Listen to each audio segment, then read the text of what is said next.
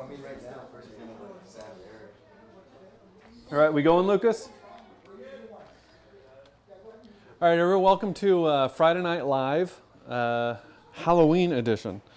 So what I'm going to be doing is I'm going to be painting The Thing from the Fantastic Four, Ben Grimm The Thing, not the John Carpenter movie The Thing. So let's jump right into it. I've got 11 by 14, just gessoed masonite here. Got my sketch that I did. I've got some scrap reference. I stained the canvas just a sort of middle tone raw umber earlier in the day. Now I'm just getting a little bit of raw umber here on this little scrubby brush, and I'm going to start laying in the painting.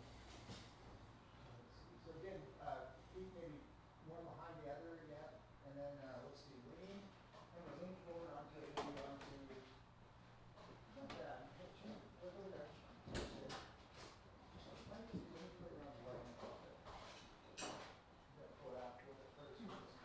This looks great.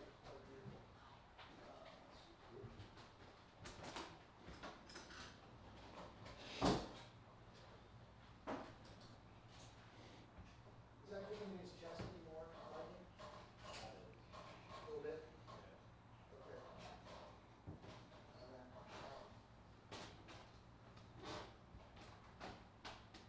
really nice. Okay, so that's a good bit. Both are pretty nice. I think over maybe, again, lean forward onto either that one onto the back on the chair. Put it up like, sure. Yeah, exactly. Exactly. Let me see how this looks. It definitely makes for a cooler shape over there. Is it cool holding your hand like that? You're holding your arm like that? Yeah. Or do you want to shake it? You can shake it out too if you need to. Like if it starts to get stiff, just shake it out. Put it back on. If you need to. Yeah, let's see.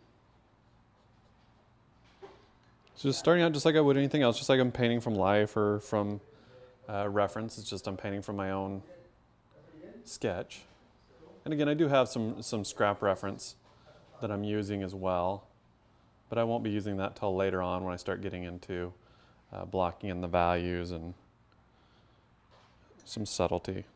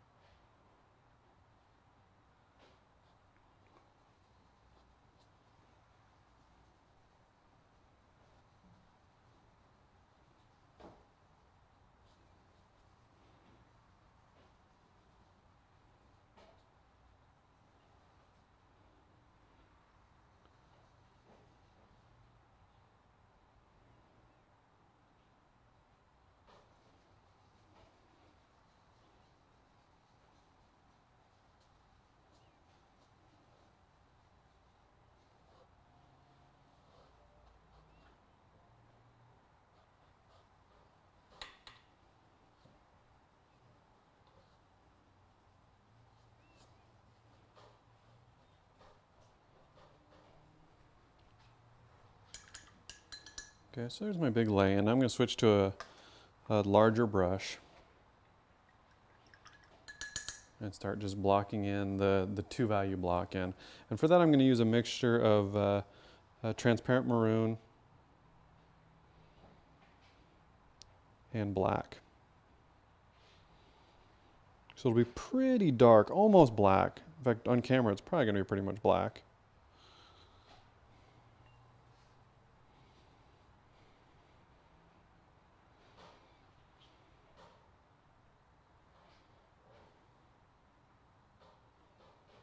Oh, actually before I do that, almost forgot his cigar.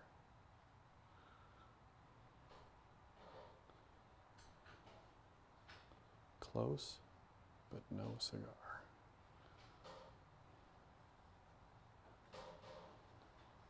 There we go.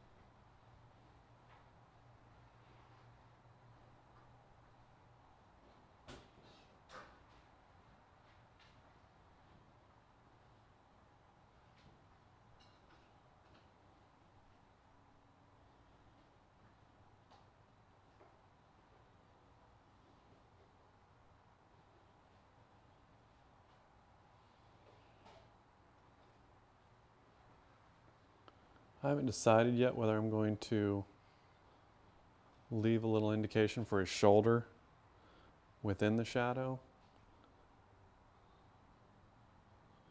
So right now I'll kind of just throw that in there and we'll see where it leads us.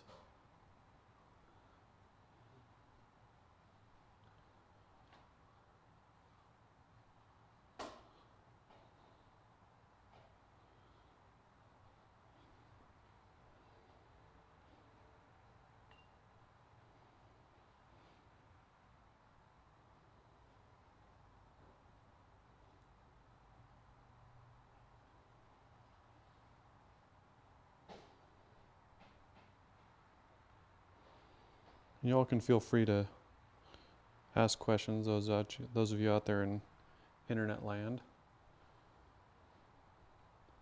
And got a trusty sidekick over here who will read me the questions and I'll answer them as best I can.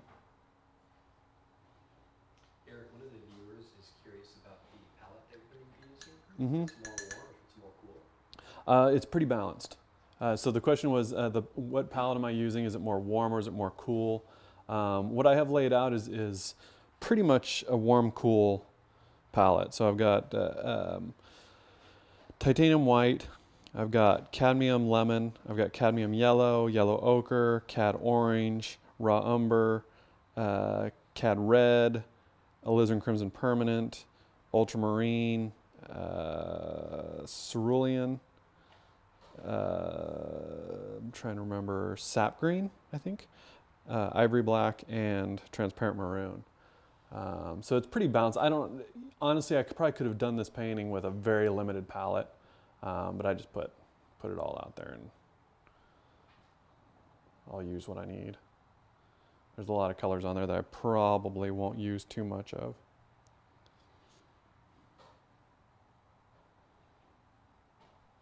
I don't change my palette too much from painting to painting.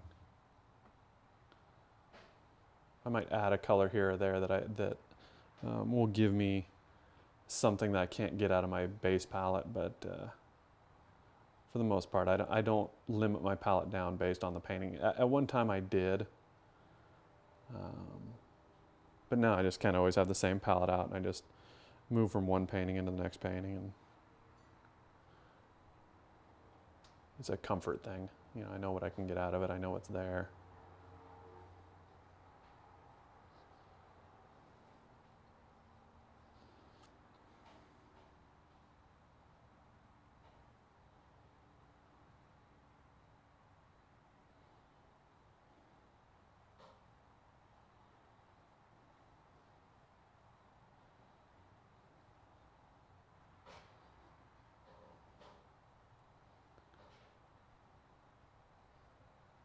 I'm definitely going to leave a little bit of a glow around the cigar, so as I get closer to the cigar, I'm going to imply some reflected light in the face.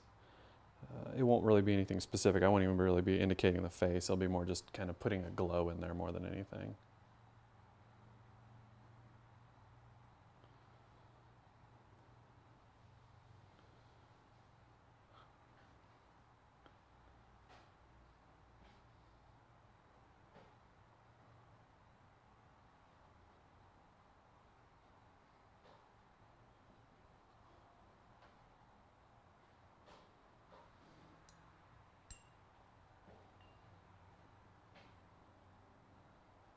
Is the drawing that you did above the canvas a study that you did prior to the painting? Yes.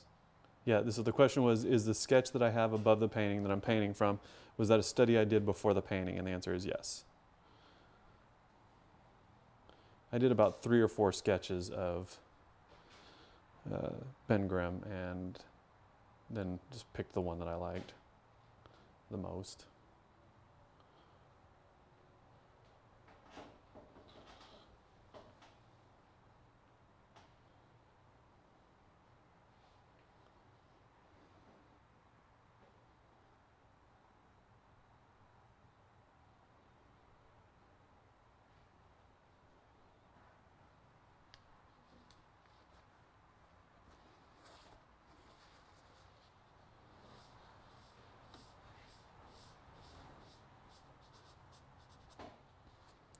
So I've got enough of that transparent maroon in the mixture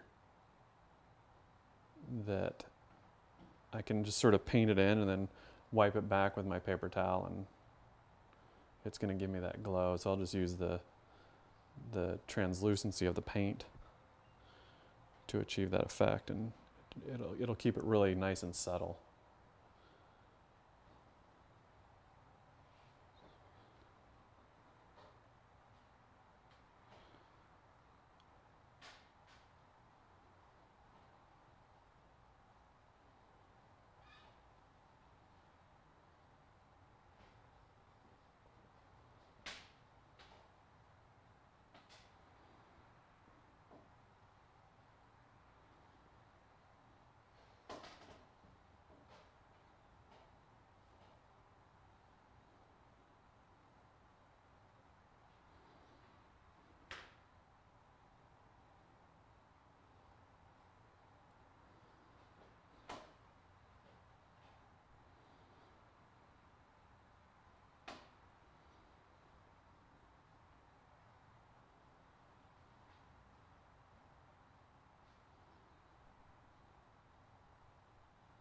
Are there any surfaces in particular that you like the most or like to work on? The one that so the question is, are there any surfaces that I like the most or that I prefer to work on? The one that I work on the most is gessoed masonite. I don't know that I would necessarily say that it's my favorite, but you can't beat the value. It's a super cheap surface to work on, and I like it. There's also, I like oil primed linen. Belgian linen is a really nice surface to paint on. I don't like anything with too much texture to it. Or I shouldn't say I don't like it. I'm just not familiar with painting on it very much, and I don't think that it fits my way of painting very well. I'm not a very textural painter, so I don't really like a lot of texture in my paintings. And also for the purposes of illustration, generally speaking, there are exceptions to this, but generally speaking, it makes it very difficult to photograph. Although I know several illustrators that I greatly admire that paint on a textured surface. So, and they seem to pull it off.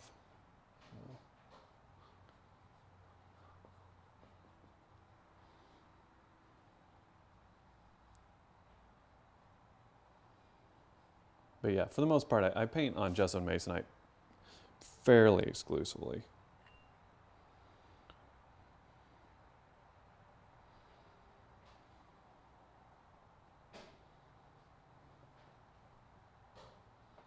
Regarding your approach, do you work from dark to light every time? Or do you have different ways to go about it? So the question is, do I work dark to light when I paint?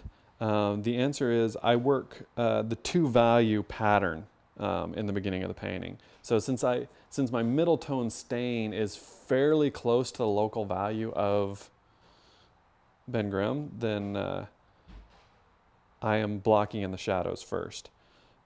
So that's mainly is that, I've got, this thing value already, and so I'm just going in and blocking in the shadow. But for me, it's more about that big two value read. That's the thing that I find to be most important, is the two value read. So I start with my lit and unlit sides of the form. That light and dark pattern is what I'm most interested in getting established first. From there, I just kind of, I've been accused of painting like a psycho by a lot of my friends, because when I do my illustrations, I often paint area to area. So normally if there was for an illustration, I would paint his eye, and then I'd paint his nose, and then I'd paint his forehead, and I'd just work around the painting that way. So my method of painting is a little bit weird, and that evolved from the fact that I teach a fair amount, so I don't often get whole days to paint. So when I paint for jobs, for illustrations, it's usually 3 hours here, 2 hours there, an hour here. And so I try to get done what I can in one sitting, so that I don't have to come back and paint on top of, dry paint or repaint an area. I just finish things off as I go. So the answer is no, not really. I don't really have a specific method of working, other than I get that two value read first and foremost, because I think it's the most important thing in painting personally. That's, don't take that as gospel or anything, just me personally. That's the thing I find to be most important, is that big design.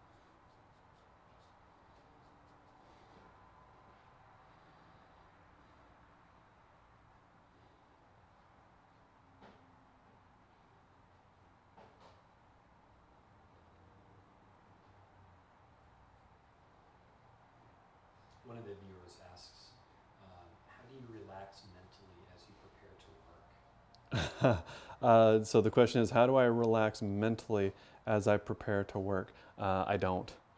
I'm not a very relaxed person mentally. In fact, the most likely time for me to get in a fight with my wife is as I'm getting into a painting. I actually kind of purposely get myself worked up, because it's how I feel like I perform best, is with a little bit of angst. It's probably not the healthiest thing in the world, especially for my marriage, but it's the way I feel like I get things done. If I kind of get into it like, oh, la la la la, I can tend to be a little bit lazy and casual about things. But the angrier I get, the more sort of driven I get. I think Kobe Bryant would call it your dark muse. It's what gets me going and gets me pumped up and gets me working.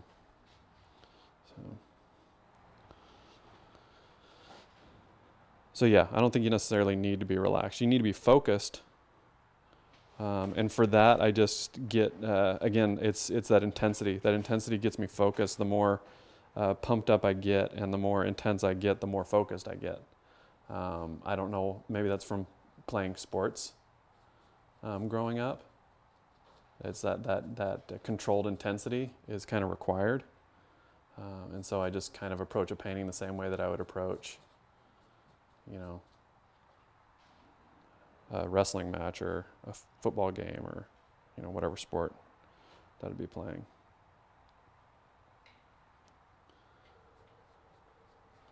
Just on the edge of being pissed off, basically.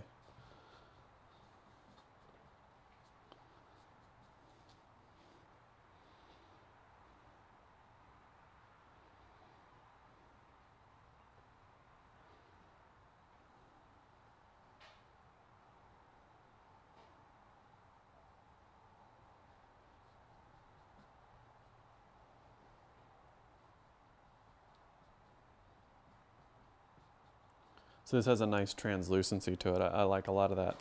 There's a lot of that transparent maroon showing through as the paint thins, and it's adding a nice luminosity to the painting that I think will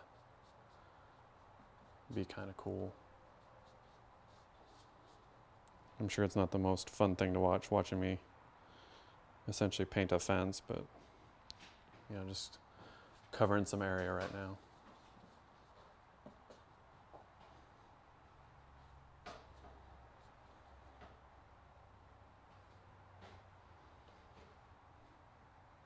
This is the kind of stuff that I try to save for all-nighters. So if I know I'm going to have to pull a long day of painting, usually I start off with the stuff that I think is important, and I'll save like a, I don't know, like a sky or, you know, some rocks or something like that for something that's a little more abstract and isn't as drawing heavy as, say, a face or hands or something like that. Try to get that stuff done a little earlier in the day, and then as I get tired, it's just filling in areas. What do you think about being competitive and using that as motivation? I think it's mandatory as long as it's healthy competition. So the question was, what do I think of competition as a motivator? And like I said, I think it's pretty, for me, it's pretty mandatory, and I don't see anything wrong with it. In fact, I think that the world right now is populated with competition as being seen as a negative, and the only and maybe that's because a lot of the competition that exists is done negatively, like wanting to put other people down or wanting other people to fail and wanting to elevate yourself on their failures rather than looking at what someone else does, being inspired by it and wanting to be better at it than they are. So you look at someone, you go, wow, they're really good. I want to be better than they are. Which, you know, I'm not trying to make them worse. In fact, I hope they get better, because then that's going to drive me to get even better and better and better and better. And as I see them improve, it inspires me to improve. So it's really, it ends up being about me and not about them. But if you make the competition about them being envious or bitter or, you know, using their success as an excuse for your failure, all those things are bad. That's negative. But competition can also be seeing how someone is better at something than you are and looking at what they do to get good and going and doing the same thing yourself. That's a form of competition as well, but it's a healthy competition. It's like a sibling rivalry. So yeah, I personally think it's a good thing. I think this idea that competition is a negative is detrimental to development and growth. Life's a competition. You better get used to it.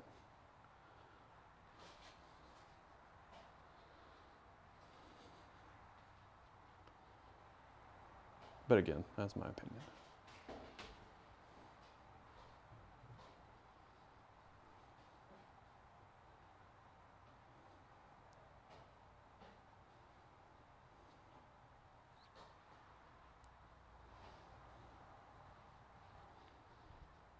All right, so now we've got that big light and dark pattern, or most of it, blocked in.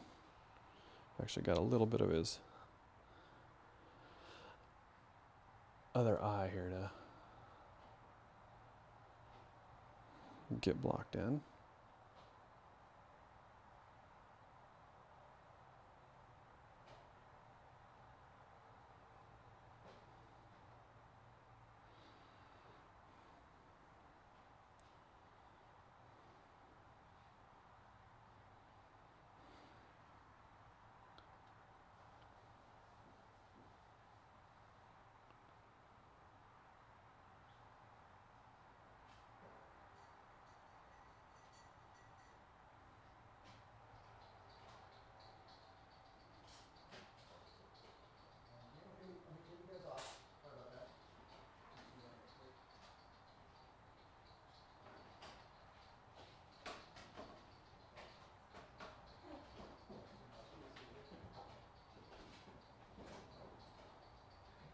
Those are all really good questions. So let's let's keep them coming.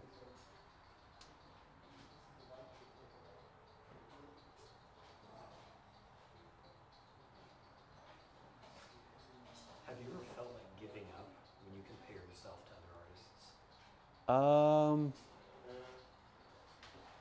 Not with, well, I'm sure I probably have, but not with the qualifiers. So the question was, have I ever felt like giving up when I compare myself to other artists?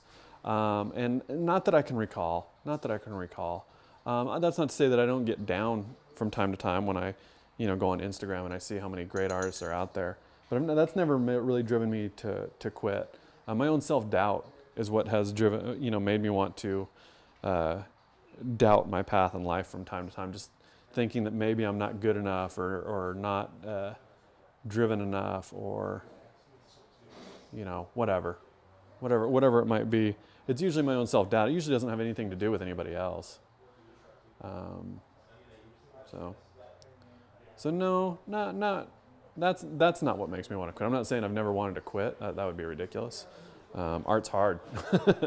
So anything that's hard is going to make you, want to quit from time to time. But no, not that.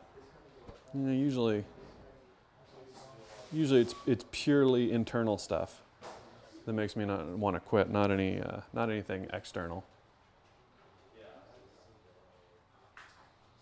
I don't see where seeing that someone else is good would have anything to do with whether I want to do something or not.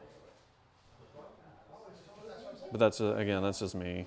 We all have our own doubts and demons, and that's not one of mine.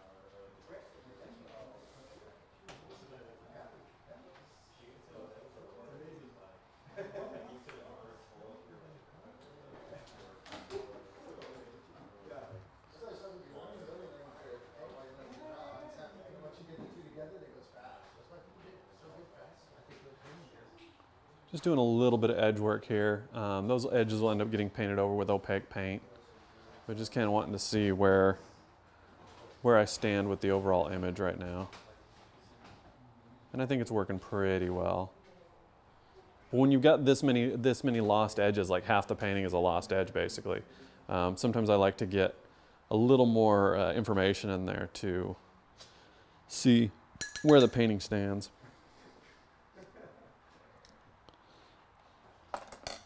So have you ever had to worry about losing your fundamental skills if you don't practice? Have I ever had to worry about losing my fundamental skills because I don't practice? Every day. Every day I worry about losing my fundamental skills because I don't practice. I don't think it's as big a concern for me as maybe it is some other artists, because half of my job is teaching other people the fundamentals. So through teaching at the school, I frequently am reaffirming my own fundamentals by teaching them to other people. So it's not as big a concern to me as I think probably some other full-time working artists. But yeah, I mean, it's always there. It's always there, yeah. I mean, to me, fundamentals are something that you should always be improving on, working on, reaffirming, because without them, nothing else really matters. Really, when it comes down to it. All the flash and stuff, that's important too. But, I don't care, how nice a crown molding you put on a house if the foundation's cracked. Doesn't really matter. So.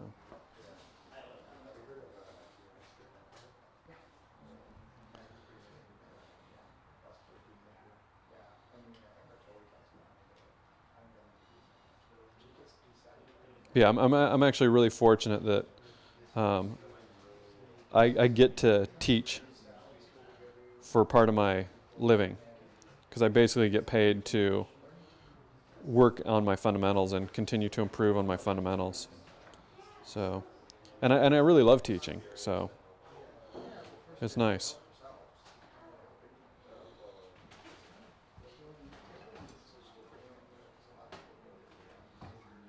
So now I'm mixing up the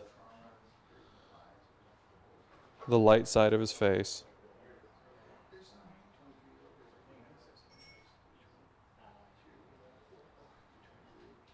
Just kind of a general average color. It should be pretty close to the value that's there. maybe a little bit darker. I want to keep it somewhat thin right now because eventually I'm going to have to go in and put those crags in the rocks. So I want to keep it kind of thin right now, not getting real impasto. I'll build up to that as we progress through the painting.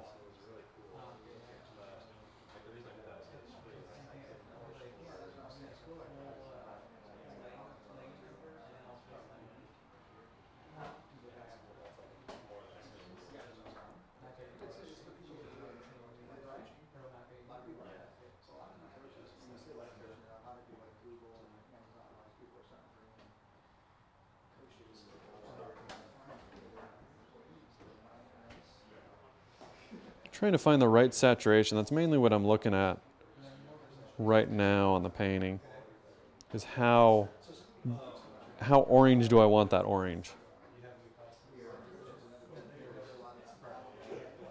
That initial color I put down I felt was a little too dull.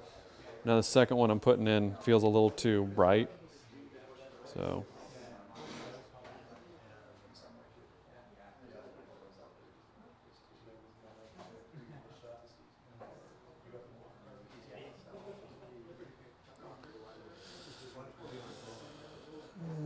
that's close. Still maybe a little too orange for my taste, but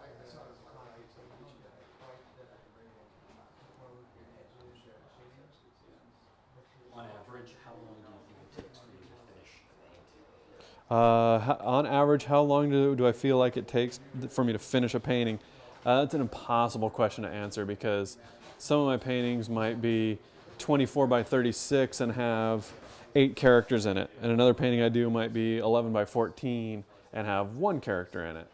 So almost impossible to answer that question. But just recently, based off of experience, I did a series of 11 by 14 single character illustrations, and they took me on average about 15 hours, roughly. So about a day and a half's worth, full day's worth of work. Because I usually try to put in 8 to 10 hours, or actually I try not to, but I end up putting in 8 to 10 hours in a full day of painting. I would like to actually keep that to 6 because I feel like that's where I do my best work. I start getting over 6 hours of painting in a day, and I feel like my quality and production drops off pretty steeply. So that should give you kind of a general idea.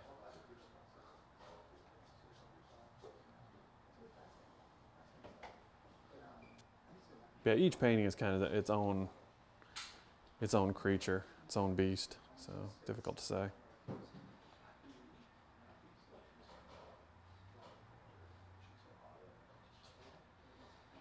And also, aside from a deadline, I try not to time myself. So really the answer to your question is the cheesy, it takes as long as it takes. So it's, when I'm happy with it, that's when it's done, and that's how long it took.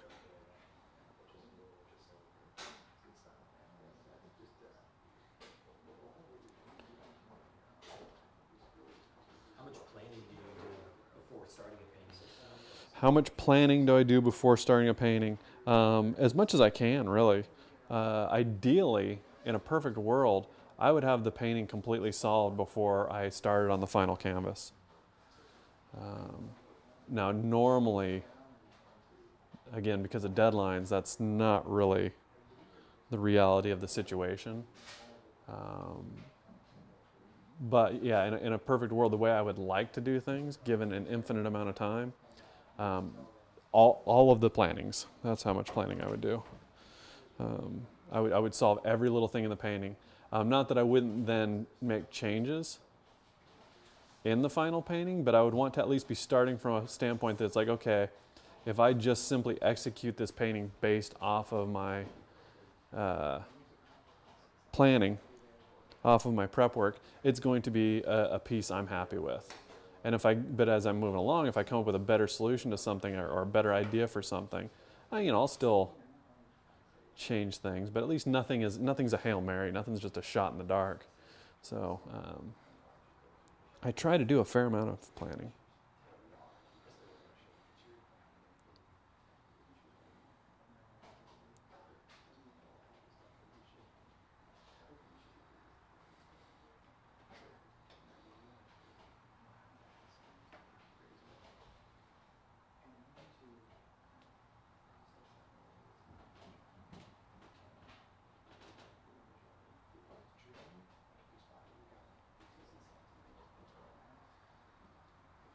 Would you say you're more comfortable drawing or painting? Am I more comfortable drawing or painting? I am way more comfortable drawing. Way, way more comfortable drawing. It's not even close. I'm actually, considering I've been, a professional painter for, I don't know, 15 years, longer, certainly at least 15 years. I'm actually not very comfortable painting. It's kind of surprising how uncomfortable painting is for me, to be honest.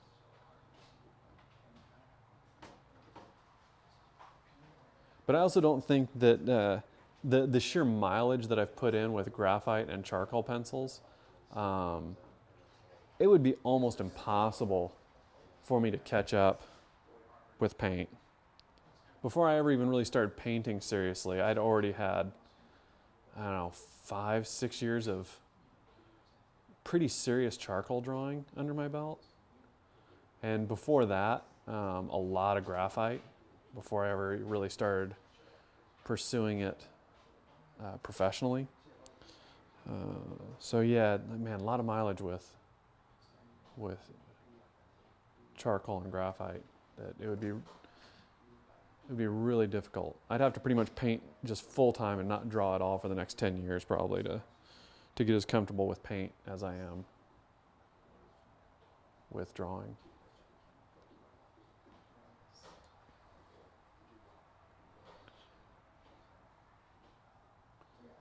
So regarding illustration portfolios, do you have any thoughts on using like fan art versus original concepts?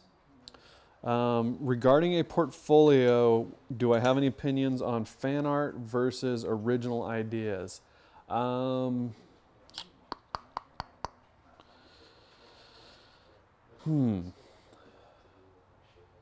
No strong opinions.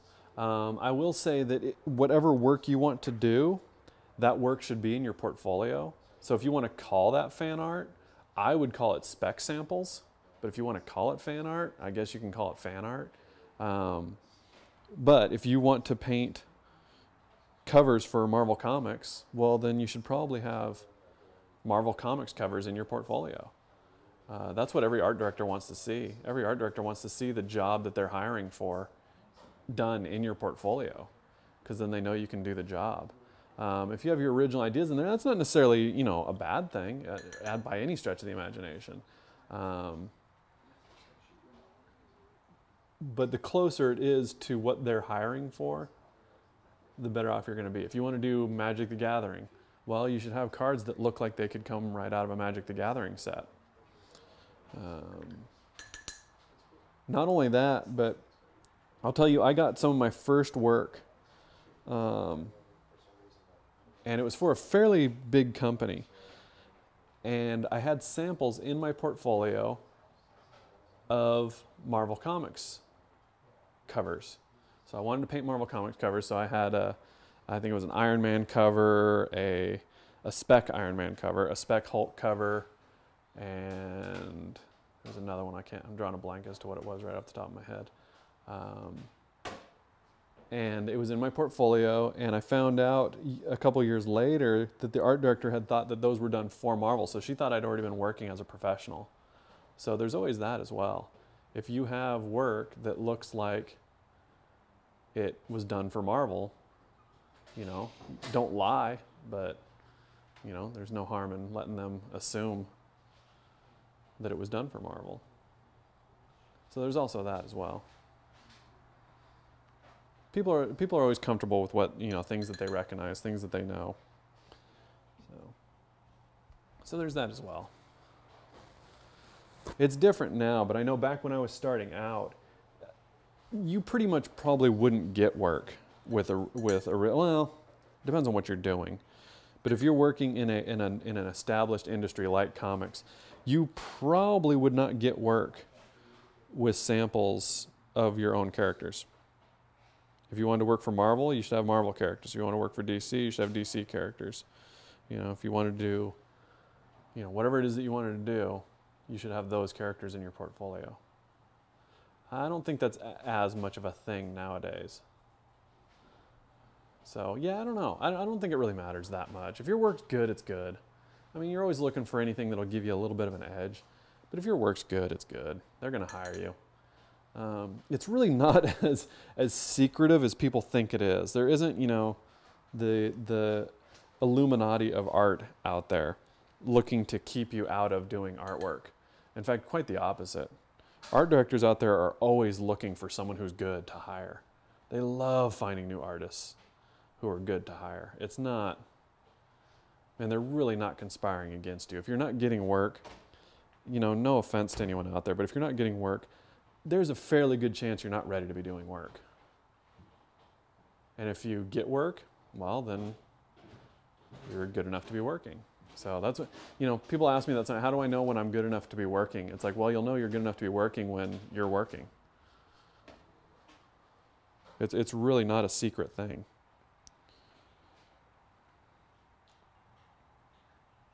Especially nowadays, yeah, man, with social media and things like that, man. Back in the day, it could be kind of hard to get your work in front of people who do the hiring, but now, man, just get your work out there.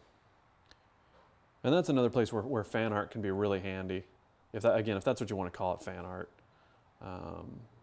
It can be really handy because, you know, you do, you know, whatever, a sample Magic the Gathering card with one of the Planeswalkers or something, and you put it on Instagram and you hashtag it. You know, there's art directors will be out there and they will look at hashtags. You know, they're not looking to not hire people. That's a huge part of their job.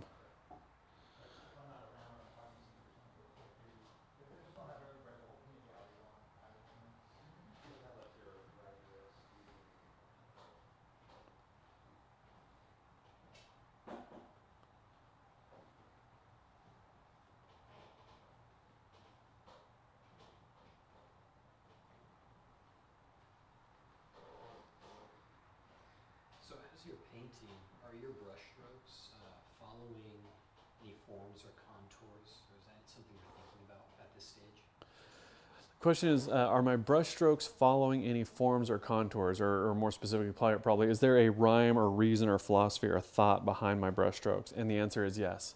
I attempt to think very structurally, very sculpturally about my brushstroke. So when I'm putting down a brushstroke, I'm trying to think, it's like, okay, what direction is that plane going in? Where's the corner in the form? And I do try to create form sculpturally. But sometimes I'm just covering an area.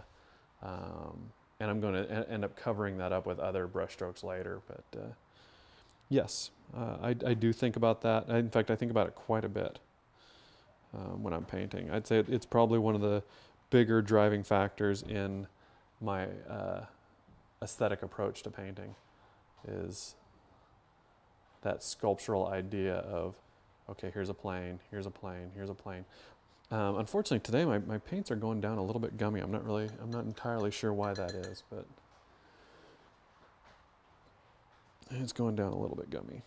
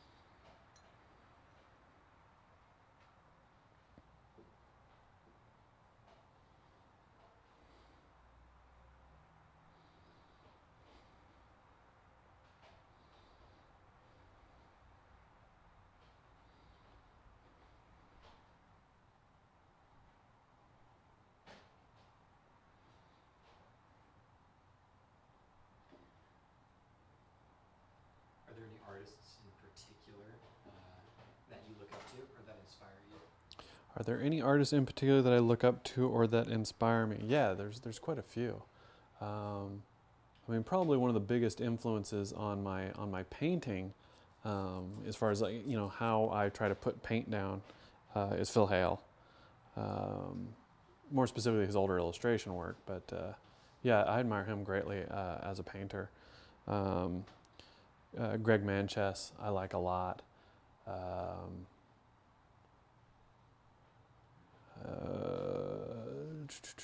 Trying to think, drawing a blank here now a little bit. I mean, there's a lot of older painters. I really look at a lot of older painters, to be honest. Tom Lovell, Norman Rockwell, Dean Cornwell, Saul Tepper, Mead Schaefer. A lot of those older school illustrators are who I look a lot at. James Bama.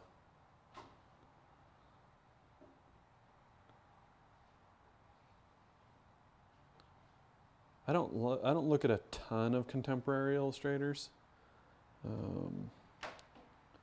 but I mean, there's so many good ones out there. But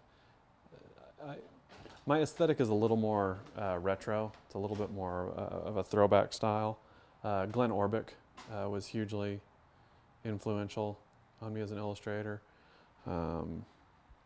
Obviously, all the guys around here, Jeff, Lucas, my wife Meadow.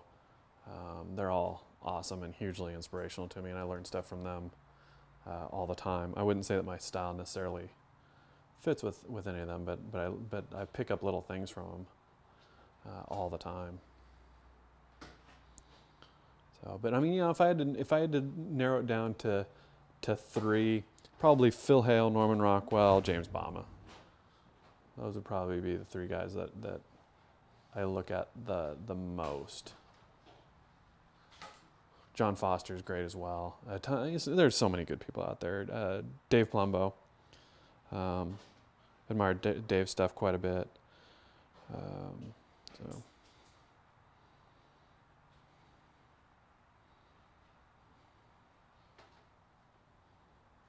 Here's a good question. When you were first training with Jeff, what concept did the two of you butt heads over the most? That is a good question. When I first started studying with it, honestly, it's probably more now than back then. I don't know. Can you think of anything, Jeff? Oh well, yeah. Jeff's fashion sense for sure. Yeah. No, art-wise, no, not. I mean, a lot of our influences are the same. So I mean, we just take different percentages. But I mean, a lot of the artists that we are influenced by and admire are 99% the same artists, just in different percentages. So yeah, I can't think of too many things, that we ever really. I mean, certainly butting heads would be really strong. I don't think we ever butted heads over anything that I can recall. But I mean, certainly we have different approaches to painting. Jeff is much more intuitive, much more seat of his pants. But I'm not anti that. It's just not the way I do things, and it would be very difficult to do illustration that way, even if I did. So yeah, no, I can't really. Nothing's coming to mind anyway, so it couldn't have been anything too major, because I hold grudges, man. So if there was something, I'm sure I'd remember it. If there was too big a philosophical difference, I probably wouldn't still be here, because I would feel the need to spread my own wings and do my own thing. But I never really felt confined by being around Jeff or really any of the artists here. I never felt intimidated in that way. So no, I always felt like I could, do my own thing, and no one ever really questioned. I mean, well, I'm sure they questioned me over it, but because like I said, I can be a little crazy, but a little headstrong. But no one ever discouraged me or anything like that. So yeah, no, I can't think of anything. Man, I wish I had a good story. You know, about how Jeff and I went to blows back by the dumpster or something. But no, it's no, nothing. Yeah, there's still time. Yeah, I think we're both getting a little too old for that.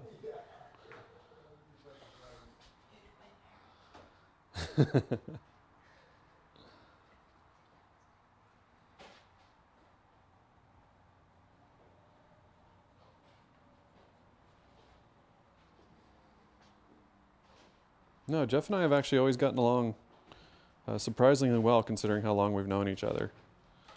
You know.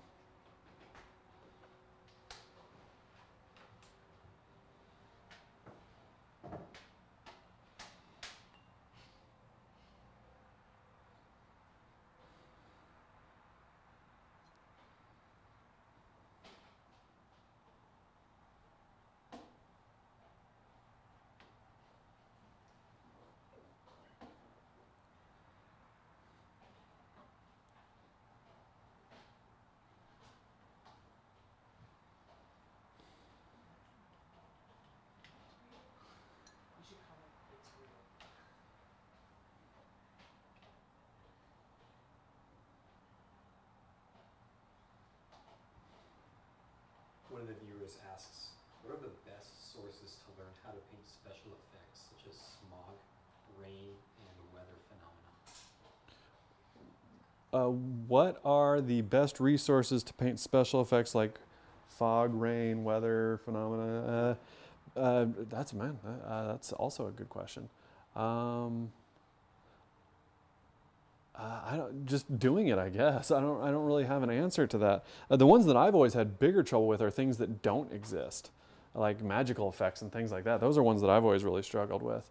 Stuff that exists, I just go and find good photos of it, or I find painters who did it well, and I just copy the way that they did it to learn how to do that. Like, you know, if I want to learn how to paint something that glows, then I'm going to go look at, you know, Dan Dos Santos, or I'm going to go look at Chris Ron, or, you know, someone like that who do it really, really well. They paint great glow effects. So that's the way I've always done, is just basically shameless thievery for the most part. But as far as like weather effects, I don't know. I've never really had a big problem with painting that stuff because I can find photos of it. Movies are a great place to go for that, because they usually will exaggerate the visual effects of those types of effects in movies, because it adds great mood and great atmosphere. So I always just assume that if it can be captured on film, I should be able to capture it with paint. So yeah, again, good question. Good enough that I don't have a real clear answer for you. But if it exists, I just find good photo reference of it, and I figure out, you know, how to capture what is in the painting. I think a huge part of it, though, to be honest, is that I did convince myself that if it can be captured on film, I can capture it in paint. I mean, not me personally, but that it can be captured in paint. And so it's just a matter of developing my skills and my observation to a level where I can figure out what combinations of shape, value, and edge and color create that effect. Just like anything, it's really just like drawing an eye. You know, it's just, you know, it's shapes, values, edge, color. The reason things that don't exist are difficult to capture is because they don't exist. So you kind of have to make up what that looks like. But thankfully, there's people out there that are a lot better at that than I am, and so I just rip them off.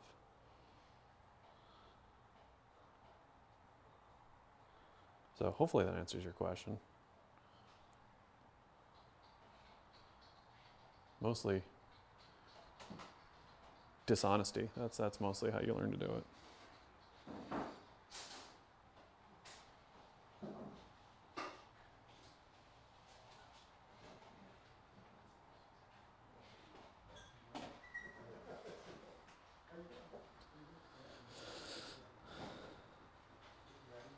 Is it tough for you to find inspiration or motivation? Is it difficult for me to find inspiration or motivation? No, not really.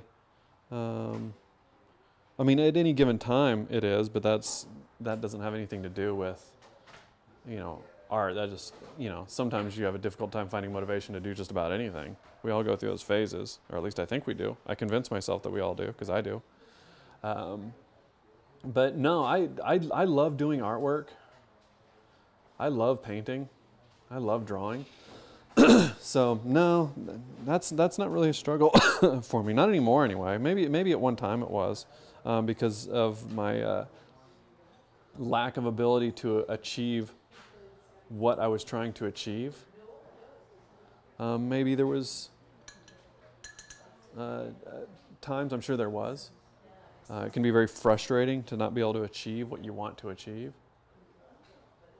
But anymore, no. Now, usually, most of the time when I sit down to paint, you know, I don't usually do it as well as I would like to do it, but I can usually achieve some semblance of what I see in my head.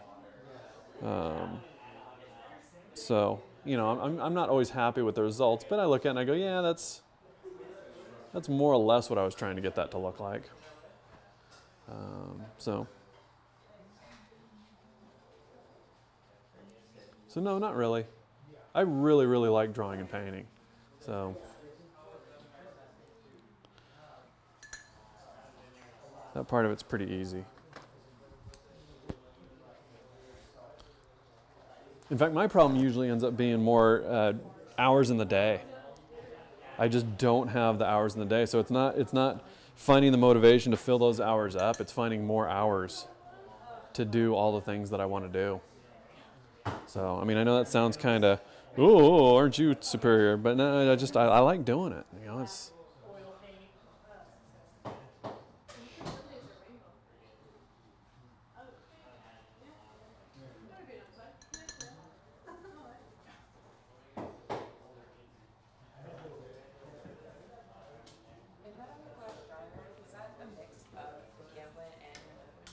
Oh, so I'm being asked about my two jars here.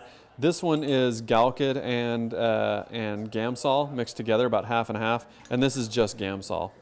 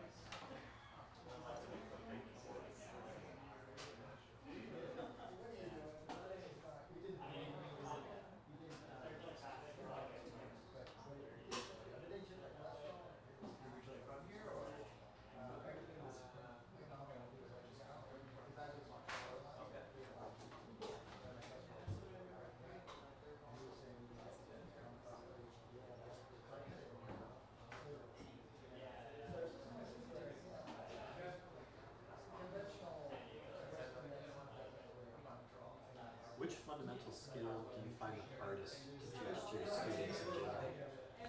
Which fundamental skill do I find hardest to teach to my students? The ability to think abstractly. I don't know if that's necessarily a fundamental skill, but that's the thing that I find hardest to teach students, is get them to not think of an eye as an eye, or a nose as a nose, or a head as a head, but getting them to think more in terms of just observational shapes. It's like, okay, that shape is this color, it's this value, it's this shape, and not really worrying too much about, you know, what we conventionally think of as an eye. So that would be the hardest thing. Fundamentals are actually fairly easy to teach people because they're quantifiable, meaning there's a yes and no answer. I mean, when you're talking about proportions, there's a right proportion and a wrong proportion for something. Now, whether you choose to modify those proportions for theatrical effect, or whether you choose to modify a color for theatrical effect, all those things are quantifiable. I can sit down and I can say, that is wrong, or that is right. It's a measurable thing.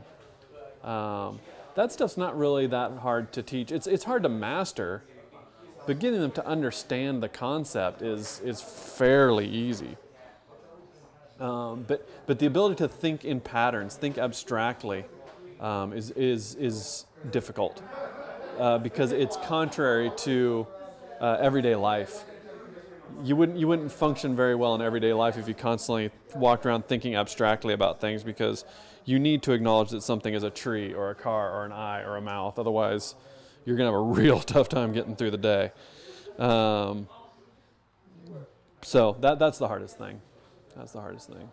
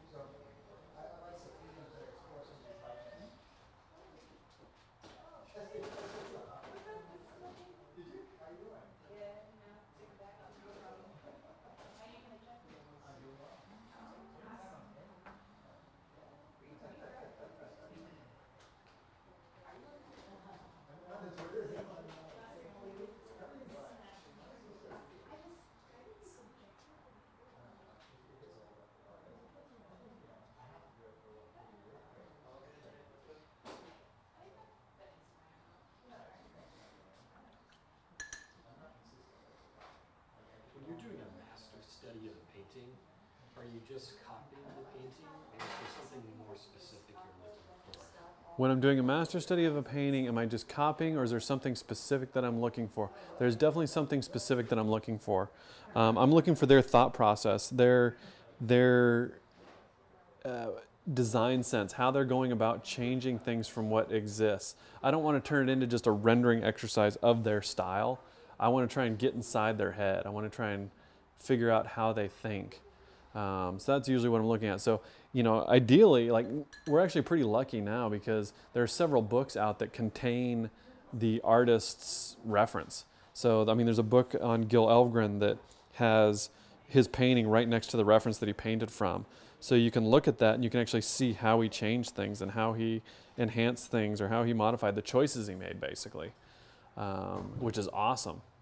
There's a book on Rockwell's photo reference out there. It's just all his photo reference. So again, you can look at how he painted and how he changed things from his photo reference. So that's usually what I'm looking at. I want to see why they made the decisions they made. So that's usually what I'm doing, is trying to break down their thought process, trying to think like they think, as much as I can. So yeah, that's what I try to do with a master study. But no, I don't just copy. With that, you might as well. I mean, it still wouldn't be a bad idea. I mean, it certainly isn't a wrong thing to do. I just don't think you're getting the most out of the study if all you're doing is you're basically doing a rendering study. You just happen to be rendering a Rockwell instead of a cast or a photo or a photo or whatever. So.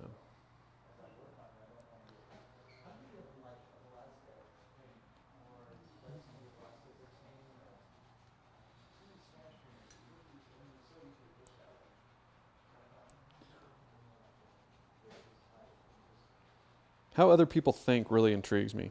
It's an interesting thing, you know, the decisions they make.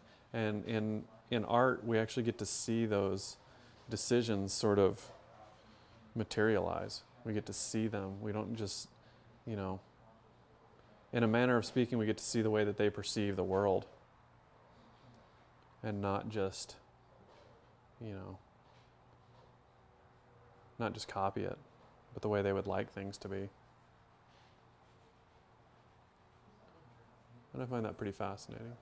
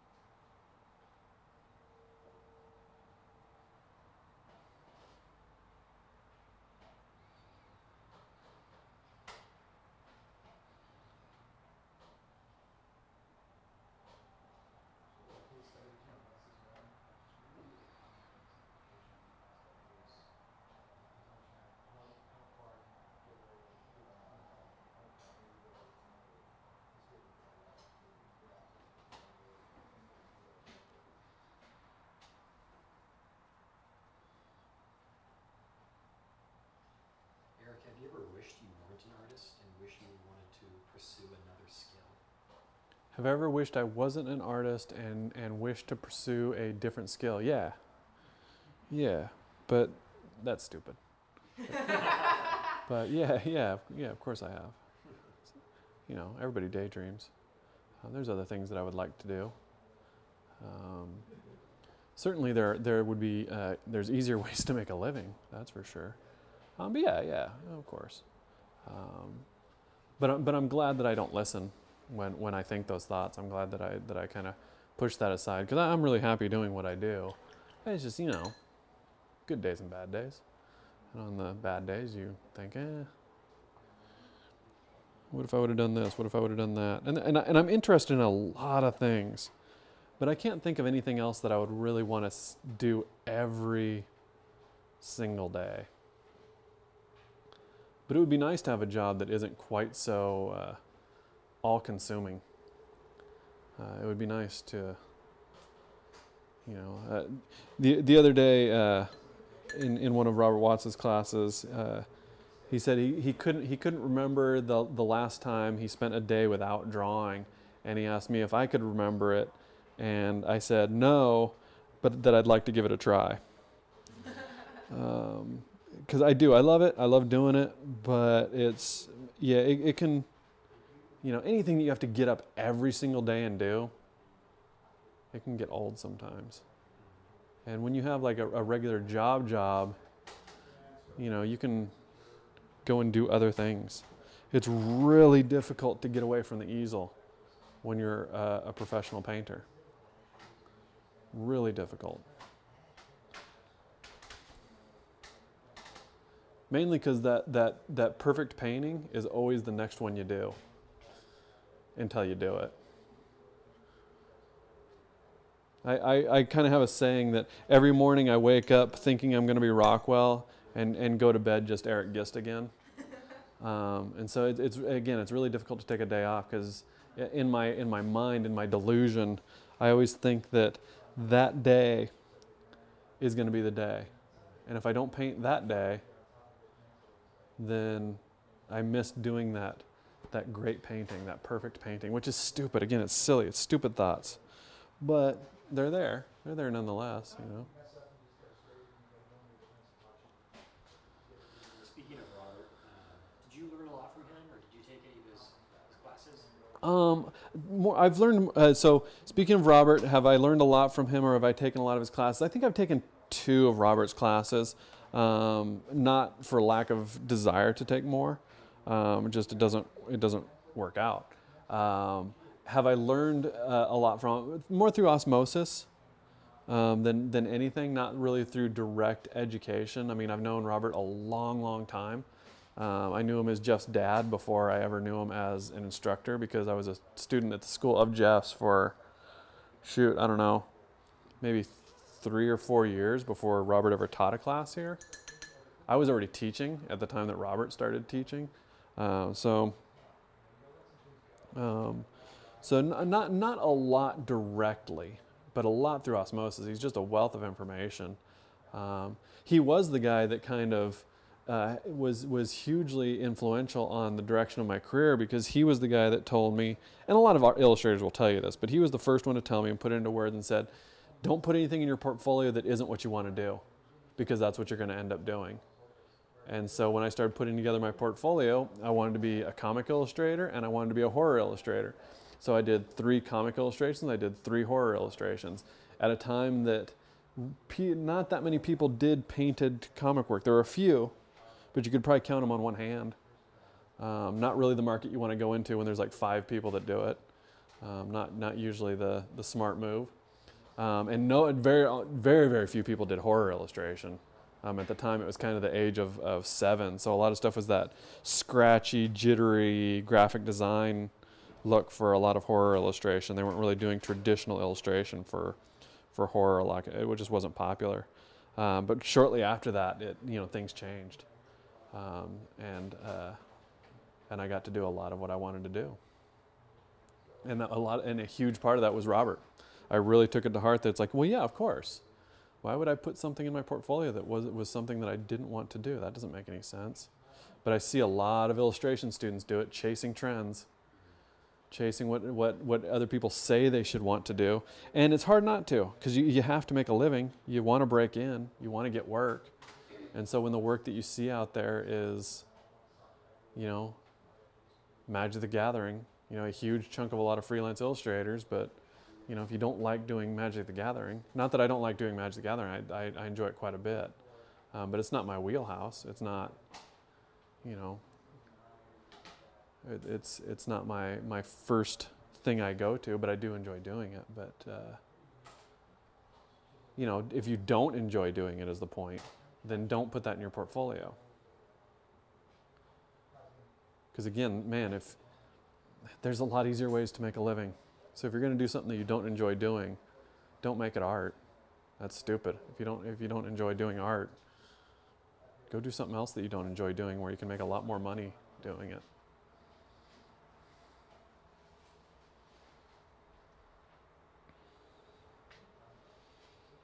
Art's a great way to make a living if you enjoy doing art.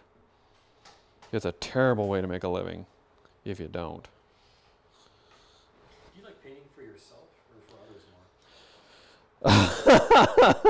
Do I enjoy painting for myself or others more?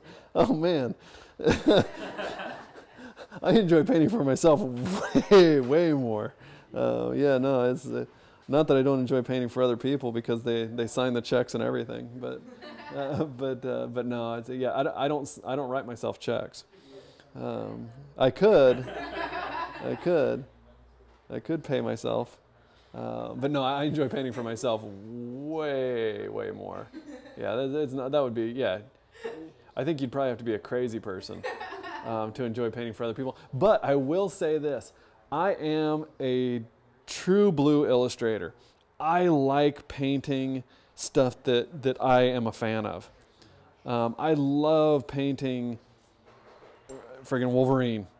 You know, I love painting the X-Men. I love painting, you know, Swamp Thing. I love painting Alien. You know, I love painting all these things that I'm a fan of. I enjoy it so much. I really, really like painting the things that I'm a fan of. So I am a true blue illustrator. You know, I do a lot of work for licenses. I do a lot of work for stuff that I'm a fan of. So, in fact, I often very much pursue things that are not necessarily in vogue, but things that I'm a fan of, like pulp. I love Doc Savage, and I haven't ever gotten to do an actual illustration of Doc Savage, and I would love to do an illustration, a Doc Savage cover. Would love it. The closest I came was a character that was in the same sort of pantheon called the Avenger, Richard Benson, and I got to do that. So that was a lot of fun. That was as close as I've come, though. But I do kind of have a bucket list of characters that I'm slowly chipping away at, that I want to paint professionally. So, but yeah. Yeah, so I do enjoy that. But no, as far as just painting, no, man, when I do paint for myself, it's not unusual that I still paint. I guess fan art. You'd call it fan art. I do fan art. There, I said it. I do fan art.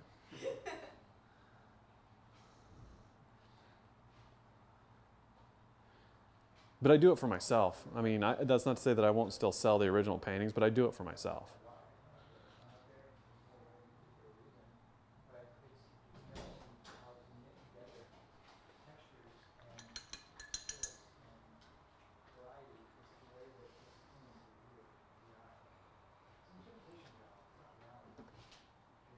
How do you deal with balancing teaching, living, and maintaining an art career? How do I deal with balancing teaching, living, and maintain an art career? All three of them? They want to know how do I live? How do you not get drained? I do get drained. I get exhausted all the time. Yeah, I'm almost 44 years old. I'm constantly tired.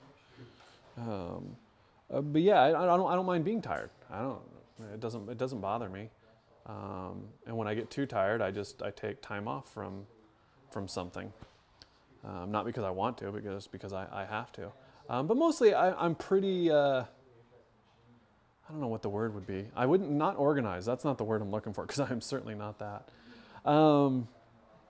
But I am persistent, I guess. I can't think of a word for I can't think of a word for what I am. Yeah, I don't know. I just kind of keep moving. I don't stop. So, you know, when I'm done painting, I go for a run, and when I'm done running, I go teach class, and when I'm done teaching class, then I hang out with Meadow and we walk our dogs, and you know, I don't really have. I mean, I have downtime, but my downtime is usually still connected to an interest.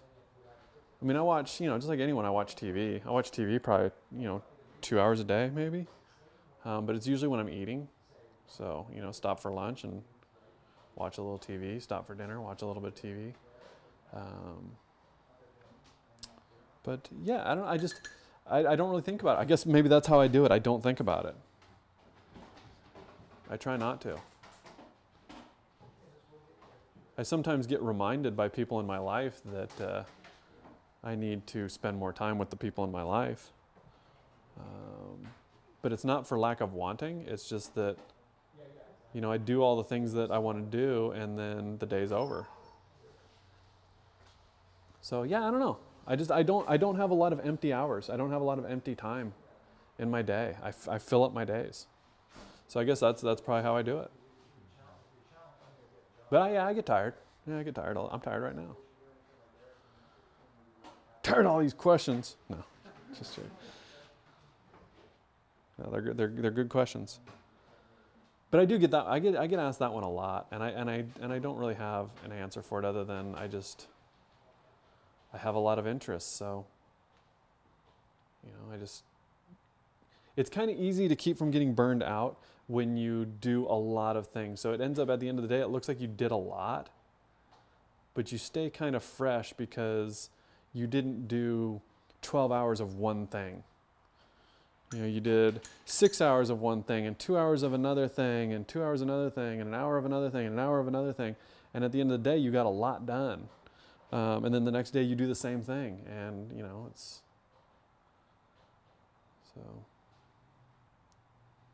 So I guess that's how I do it. I break up my days. I have a lot of interests and I do a lot of different things. And I try to find a way to combine those interests as much as I can. So.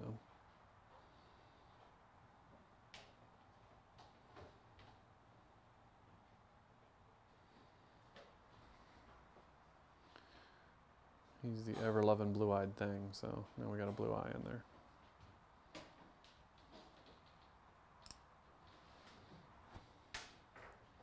And we've almost got that head covered. It's by no means anywhere near finished, but we've almost got the surface covered anyway.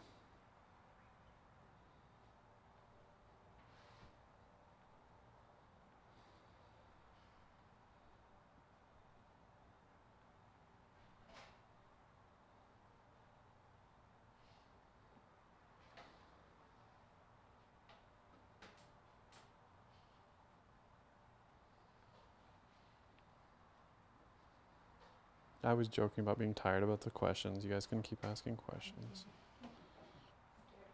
I know I did. I do that. I'm scary. What outside of art inspires you the most? What outside of art inspires me the most? Well, there's a lot of different ways to answer that depending on how you mean it. Do you mean what outside of art influences my art the most? That would probably be movies. Probably. What inspires me the most, meaning what motivates me to do it? I don't know. I guess just the drive to get better. Just I like being good at things. So I really like being good at things. So that's a huge part of it. Is just I enjoy doing things. I enjoy being good at things. So that skill-wise, that's one of the big ones. I like getting better at things. I like learning things. I like doing things better than I did them last week.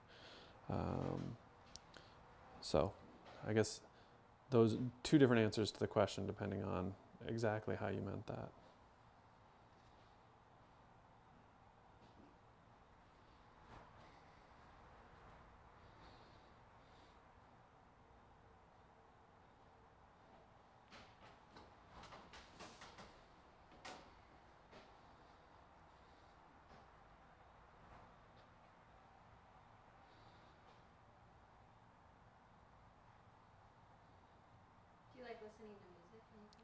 Do I like listening to music when I paint? No, well, not that I don't dislike it, but more often when I'm painting, I listen to audiobooks. Nothing too heavy. I'm not listening to, War and Peace or anything. I usually just, cheesy pop fiction. Not that that's bad. I think Harry Potter, pretty great books, and I've listened to Harry Potter a couple times while I'm painting. I usually try to pick something that I feel like is in keeping with what I am painting. So if I'm painting a zombie painting, I try and find some zombie books, or at least horror books, and listen to those. So yeah, usually audiobooks is what I listen to. A lot of good audio dramas out there and podcasts. A lot of good ones.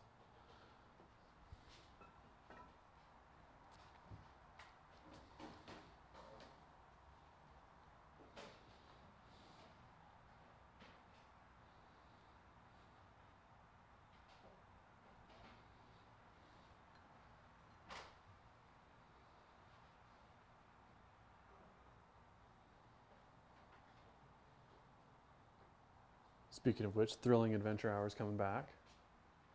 We're doing, yeah, Thrilling Adventure Hour. Mm-hmm. Yeah, it's been basically off, quote unquote, off the air for a couple years now, and they're coming back, doing some new ones.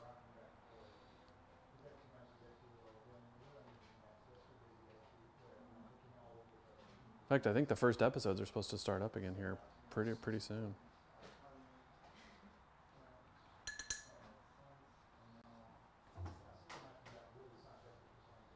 When did you get serious with your art, and was it a hard decision? When did I get serious with my art, and was it a hard decision? It was a very hard decision because I didn't know anyone who did it. I literally didn't know a single professional artist growing up. In fact, I grew up kind of out in the boonies. I mean, I grew up in a tiny little town. Didn't even have its own high school. We had to go to the next town over to go to high school. And so, there weren't a lot of professional artists that lived out there. No professional artists in my family. So I didn't even know that being a professional artist, at least comic artist, I didn't know that being a professional comic artist, which is what I wanted to do, what I wanted to be when I first decided I wanted to be a professional artist. And I didn't even know that was really a thing for a long time. I was a comic fan from the time I was a little kid. But I didn't know that people did that for a living. I thought that, they were, whatever, plumbers and accountants and stuff during the day, and then they just drew comics on the side to kind of make a little extra money. And then when I was a junior in high school, I went to Comic-Con for the first time, and it completely changed my world.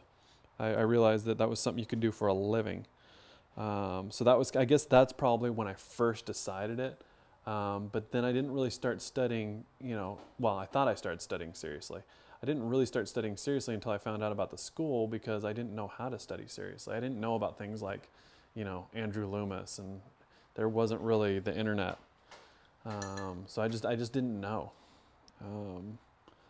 And so it was a very tough decision because I was crazy ignorant about being a professional artist until I found the school. So I guess when I was a junior in high school, that was when I first decided that's what I wanted to do for a living. I didn't really start pursuing it. Well, again, it's difficult to say. I thought I was pursuing it seriously. I did comic book samples, and I sent them off to anyone that I could find a submissions address to. I still have some rejection letters from Marvel and DC and Malibu Comics and Image and just about everybody else that published comics, because my pages were terrible. But then when I found the school, Watts Atelier, it wasn't even called Watts Atelier at the time. It was Jeff Watts Art Instruction. That's when I really started studying seriously. But I thought I was studying seriously before that. But when I found the school, then I guess that's really when I started studying seriously. So I guess 21. And that was not a hard decision, because at the time I was so frustrated with the education I was getting where I was going to school, as far as art goes, that I was making the decision to not be a professional artist and just continue to do it as a hobby and do something else for a living. Something easy like like being an anthropologist. But that's what I was thinking about changing my major to, was anthropology at the time. But then right about that time, I was literally getting ready to change my major, and I found out about the school, about Jeff Watts Art Instruction. And all of a sudden I was like, oh, it can be taught. It can be learned. There's rules to this stuff. And I started to learn about, the Riley method. I started to learn about the Loomis books and Vanderpool and the famous artist course and all of these things. And all of a sudden I thought, I can do this. I can actually learn to be an artist. I see these other people that are learning to be artists. There's no way that it's a coincidence that all of these good artists are here at this one school. That can't be just a bunch of naturally gifted people all hanging out together. So then I started going to school, and that's when I started studying really, really hard. So round about 21 would be the real answer. But 17 would be the answer that teenage me would have given you. That's when I thought I was taking it seriously. But I wasn't. I wasn't really studying how to draw. I was just copying comic book styles.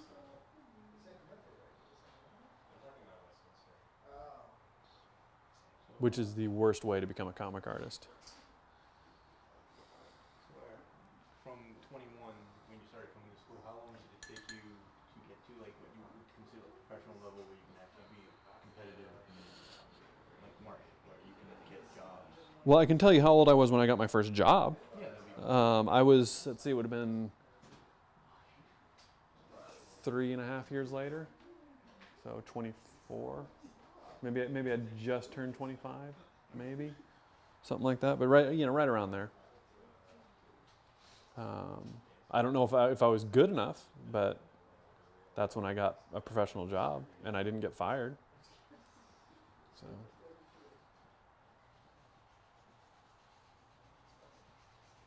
Do you ever get nervous about showing your work to the public? No, I never have. Do I get nervous about showing my work to the public? That's the question. No, I never have. It's weird to me that that's a thing, because that's kind of the job description. So it's weird. That would be like asking Kobe Bryant if he ever felt weird about playing basketball. It's the job. I mean, you better get used to showing your work to people, because that's literally what you're going to be doing for a living, is showing your work to people. So no, like I get asked that question though from students that will say things like, hey, should I show my portfolio? When should I start showing my portfolio? It's like, now. When should I start submitting to Spectrum? Now. You're not the judge. You're the artist. You submit, they judge. Stop taking yourself out of the running before the judging has even taken place. That's stupid. I think the fear comes from the fact that people live in their own life. So everyone's the hero of their own story, and also the villain of their own story. So everyone thinks that they're going to be remembered, that you're going to go and show your portfolio to someone and it's not going to be good enough, and then from then on you're not going to be good. Dude, they're not going to remember. And if they do remember you, that's a good thing. No one's going to, you would have to be really, really horrible for someone to remember you for doing bad artwork. Really, really horrible.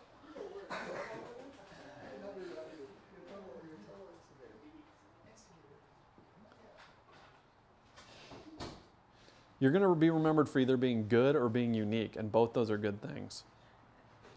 You're not going to be remembered for being horrible. And if for some reason you are remembered for being horrible, then if you come back the next year and you're less horrible, that's a good thing.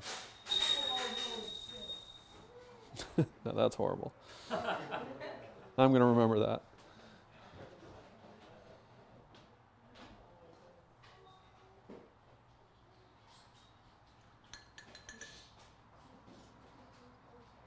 Okay, so that head's covered. Let's get in here and get the big guns out and get the rest of his body covered. So yeah, don't worry, man. Try to put that out of your head. I understand that it is a natural tendency that people have. It's not a natural tendency that I have. I've never had a problem showing my work to people. Even when I probably should have had a problem showing my work to people. That first Comic-Con that I went to, again, I didn't know what to expect. I didn't know what it was. I didn't know what I was going to see. And I got there, and all of a sudden, at the time, you don't really have this at comic conventions anymore, but at the time, you could literally just walk up to people's booths and get portfolio reviews. That's not really a thing, at least not at San Diego Comic-Con. But back then you could do that because it wasn't this huge thing yet. It was about a year or two before it became this big mammoth thing. It was just basically a big giant convention center filled with a bunch of nerds, both amateur and professional. That's essentially all it was. And it was awesome.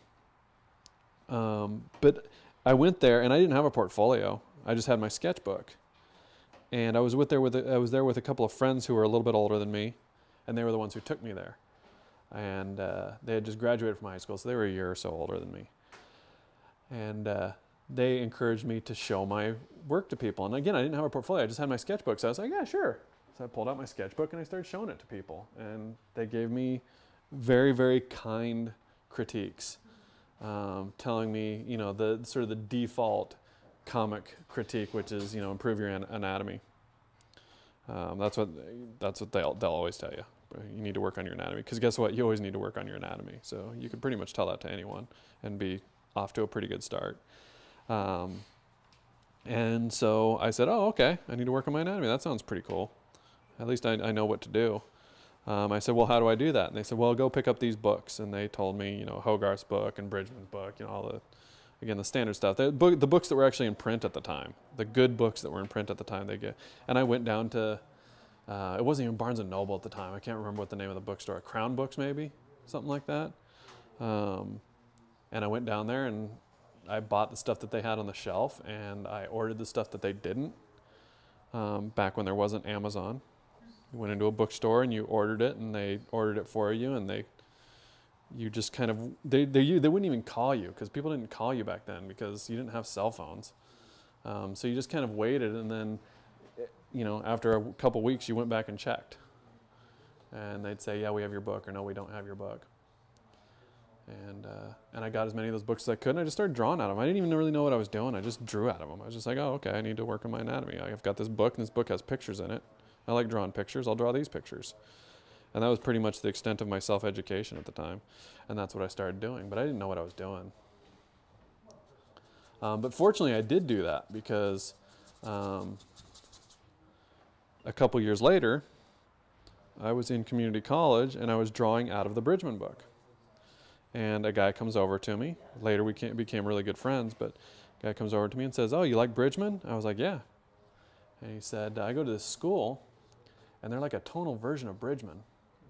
I was like, well, that sounds pretty cool. And so I went down and checked out a class that he was in, and it was Jeff Watt's art instruction. And then I started taking classes about 6 months later, because it was the middle of a semester. I didn't want to start in the middle of a semester. And Jeff went to Morocco for the next semester after that. The only semester that the school hasn't run. And so then I started the following semester after that. So that's basically how I got started at the school. So it all kind of one thing led to another. So, but no, I've never had a problem showing my work to people. Much to many other people's chagrin, I have never had a problem showing my work. Does the school run every semester? Is that one term? Yep. Yep. In fact, this last summer session was the first session that Jeff has missed since that one. So I can actually now tell Jeff that I have been at the school for more consecutive semesters than he has. Yeah. And I will tell him that. By one. By one. So I now have the record for most consecutive semesters. Employee of the decade. Yeah, right? So do you think that starting a school today, a similar model to Watt's Atelier, would be impossible? And do you think that there are enough people with the desire to train seriously in today's society? No, I do not think it's impossible, because there are schools that do it. New schools popping up all the time. I think it's very difficult to start up the way that Watts started up, because Jeff really built from within. He started up the school, he taught until he had another student who was good enough to teach, and then he hired them as a teacher. And then he got another student that was good enough to teach, and he hired them as a teacher, and now we're here with, a whole school full of teachers. I'm not sure how many teachers we even have now, but it's quite a few. And the only one that wasn't trained here was Robert, Jeff's dad. And So it would be very difficult to do that because you would need, 20 years to do it, 25 years to do it, to get that many students good. Do I think there's the desire to, enough people out there willing to study seriously to make it worth it? Yes. Yes, I do. Especially today's day and age because it's now a global market. We start up Watts Online and all of a sudden we have exposure to every student in the world. And so they can move out here to study with us. Whereas when I started, that wasn't a thing.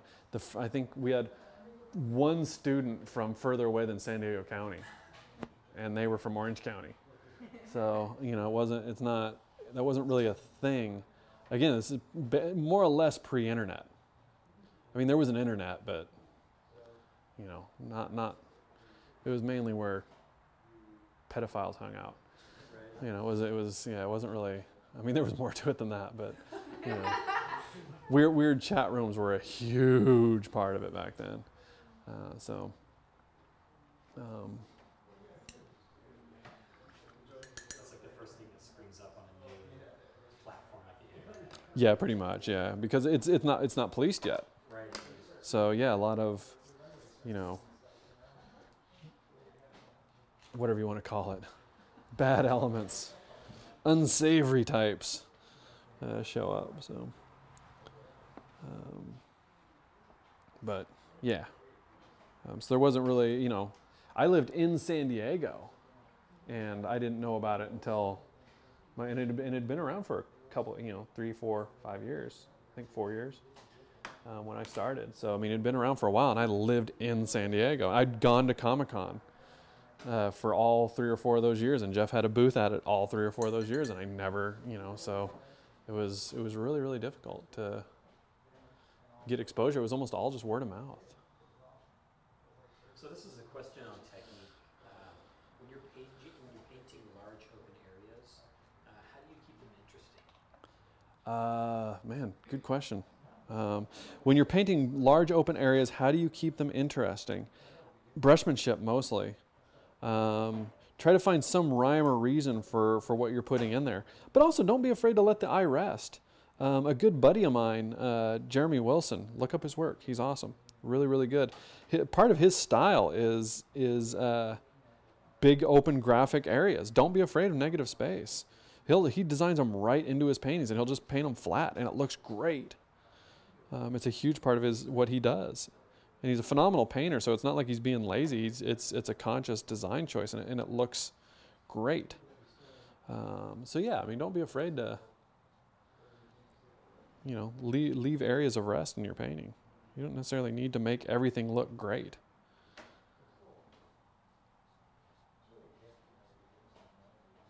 I mean, it should be well thought out, but not everything needs to be interesting, basically. Just like in a movie, actors need to play their roles. And if everyone in the movie is interesting, then no one's interesting. So you need areas of rest, areas of interest.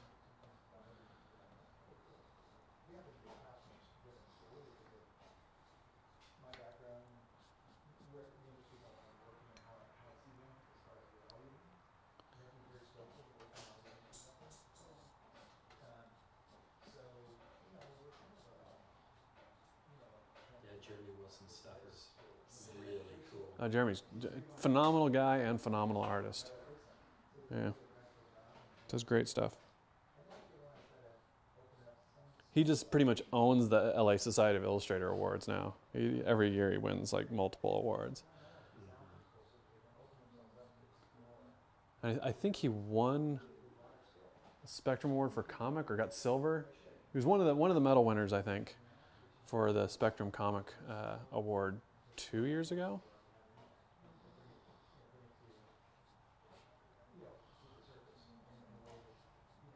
And I've known him since he was just a wee lad. I met him when he was just a young kid walking around conventions.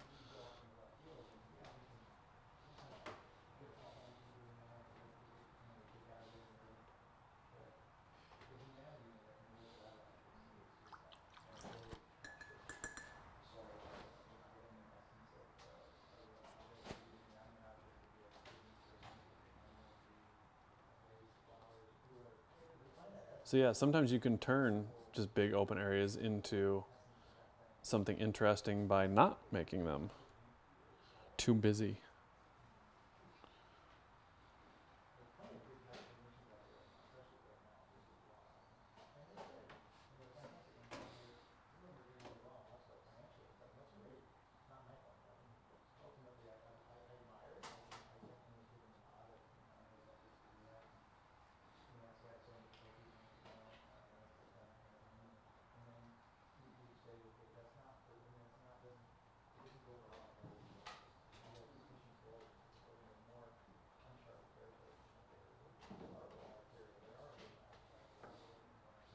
Maybe we'll get him out here one year for the illustration boot camp.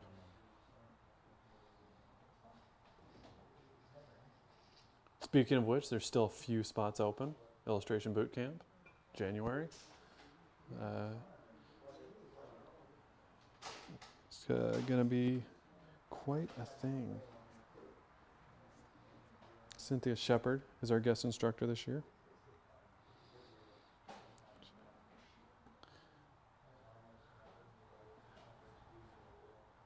And if you don't know who Cynthia Shepard is, shame on you. You should.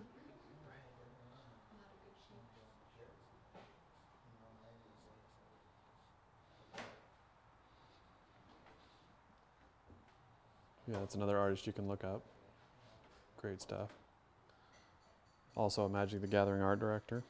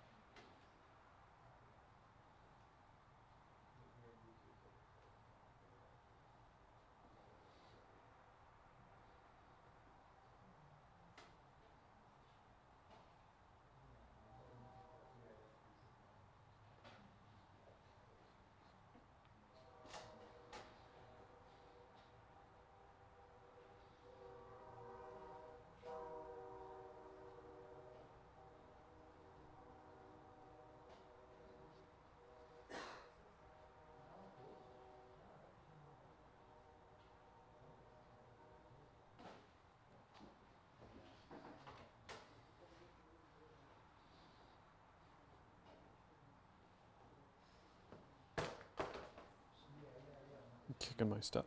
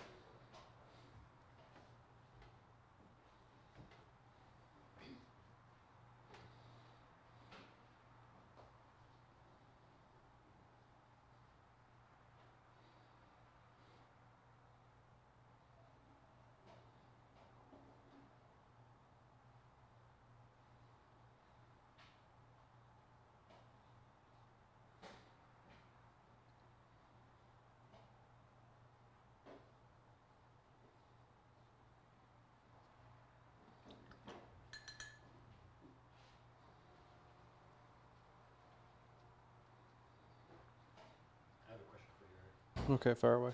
Do you have like a sketchbook that you keep to doodle or come up with ideas or prep for stuff? Do I have a sketchbook that I keep to doodle in or come up with ideas and stuff? I do have a sketchbook that I'm drawing in. I'm not real good about keeping a sketchbook because I tend to just kind of doodle on whatever I have at hand.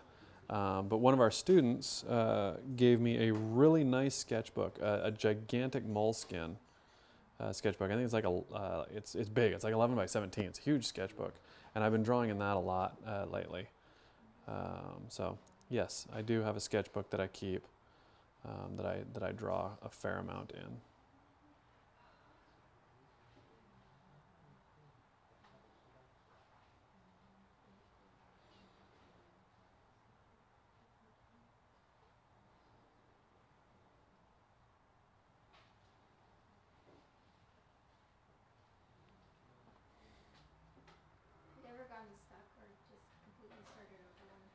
Mm-hmm. Yeah. So the question was, have I ever gotten stuck or just completely started over on a painting? Yes. Yes, I have. It doesn't feel real good when it happens, but yeah, I don't know that I've ever completely started over. I probably have. I can't remember ever completely starting over, but I may have. Again, if you do your prep work, that kind of probably shouldn't happen. Although Rockwell was the king of prep work, and there's a couple paintings that he started over on. So, sometimes no matter how much you plan, you can't predict what something's going to look like blown up, big. So, you do your sketches, you do your thumbnails, you do this, you do that. It's difficult to know what things are going to look like. So, but yeah, it's happened. It's happened. Thanks for bringing back that painful memory. Sorry. No, I'm just joking. But yeah, it's happened. I don't do it too often, mainly because I'm not a particularly fast painter. So to start over, man, that would be tough. That would be tough.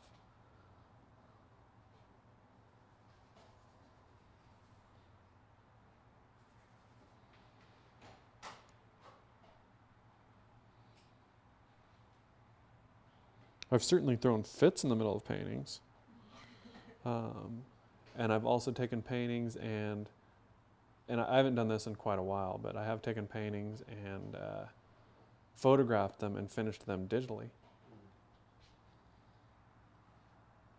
for various reasons.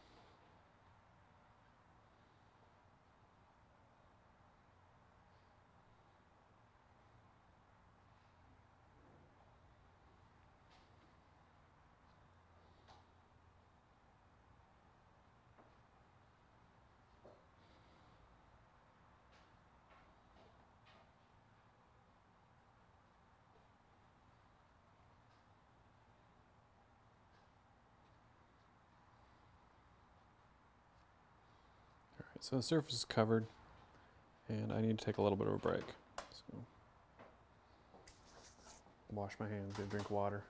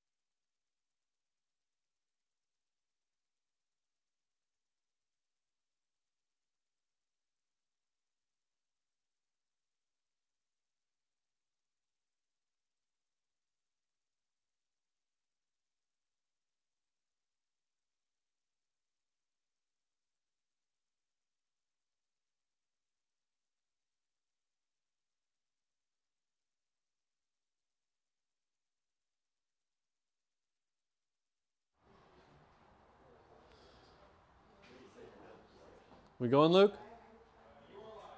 Excellent. We are back.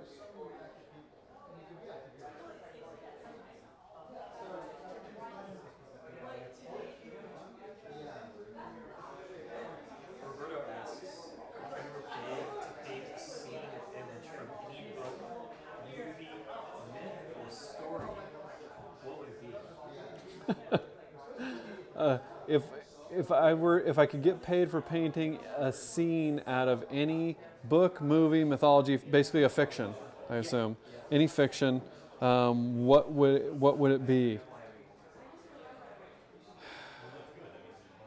That's a really tough one.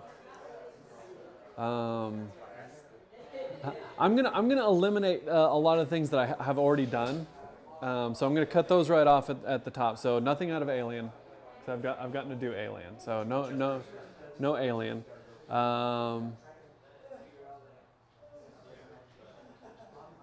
I guess something Hellboy.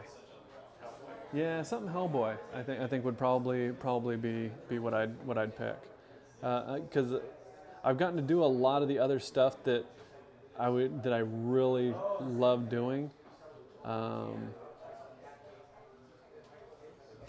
So yeah, I guess probably Hellboy.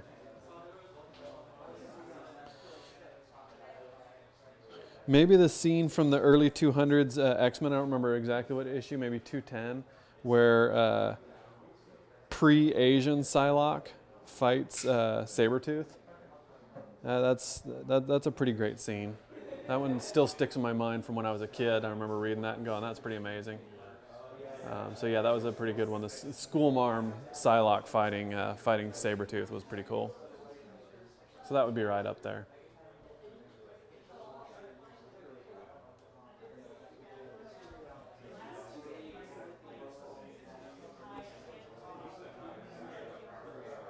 Maybe something from the end of the first Blade Runner. Deckard versus Roy Batty, maybe. Something from that would be pretty cool. Some great visuals there.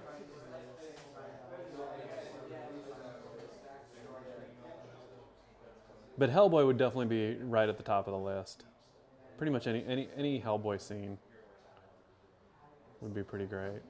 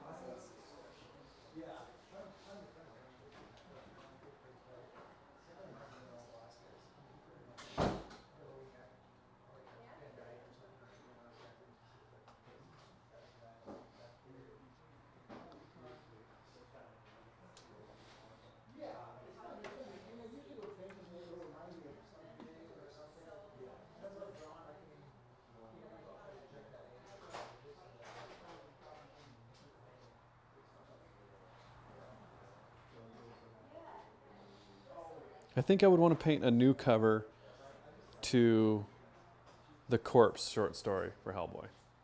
That would be my pick. That's what I would do. I know that's kind of a fanboy pick, but Maybe someone special is listening to make it work. yeah, right? Yeah, that would be pretty awesome. I seriously doubt that Mike Mignola is listening and watching this, though.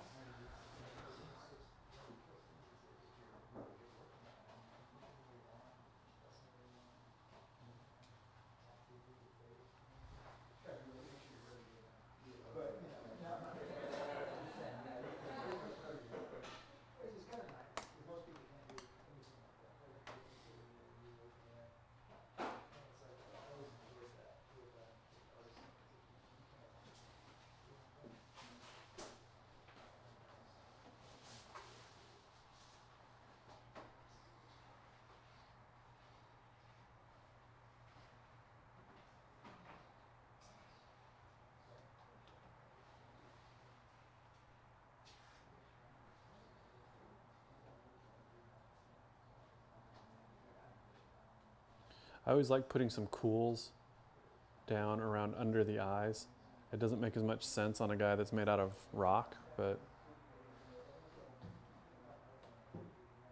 who's to say? There isn't anybody made out of rock, so I get to make it whatever color I want, I guess.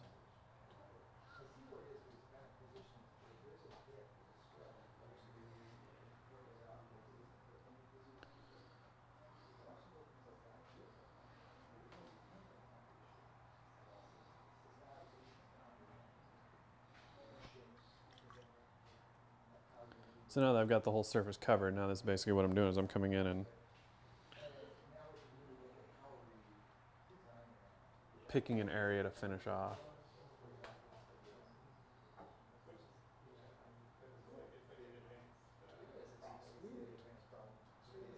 Are most of the works you've done for Marvel and recent, the past projects for Marvel, have they been done in traditional medium or digital? I have to be careful about how I answer this question, actually, for NDA reasons. But most of the work that I've done for Marvel actually hasn't really been Marvel characters. So while technically I've worked for Marvel, I've really only done one. That anyone knows of, I've done one Marvel illustration. The other stuff I've done for Marvel was for Haunted Mansion. So that's a clarification, first off. Second off, the work that I've done for Marvel up until this point is a mixture. So I drew it in traditional media. So I drew it in pencil on Bristol board, fully tonal, rendered out, and then took it into Photoshop and colored it in Photoshop. So both, a mixture.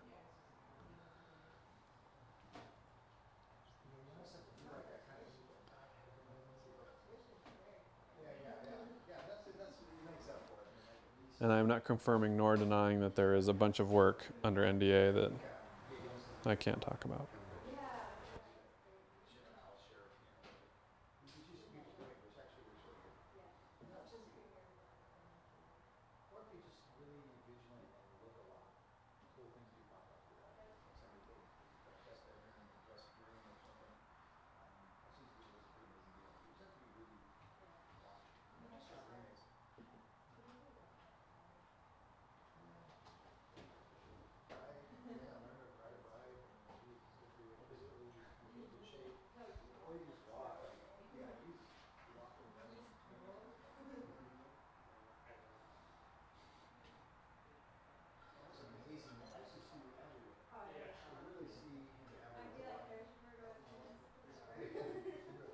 Perfect posture, reading a book, walking down the street.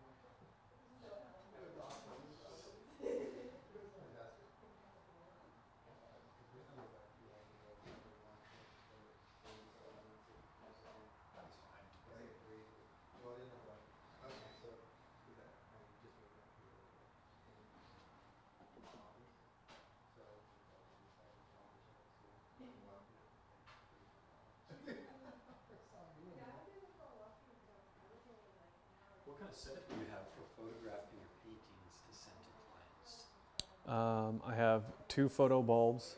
So what setup do I have for photographing my paintings?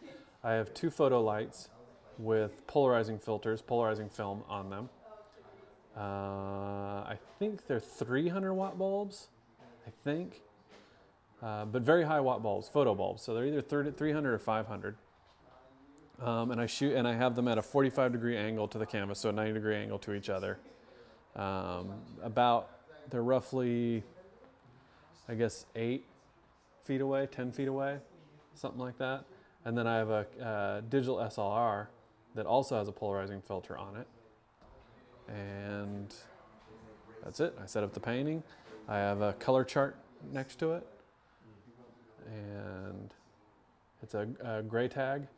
That's to get proper color accuracy. Yeah, it's actually, if you've ever seen like behind the scene footage of a movie and you'll see the actor holding a color chart as they do the clapper, Yes. it's the exact same thing.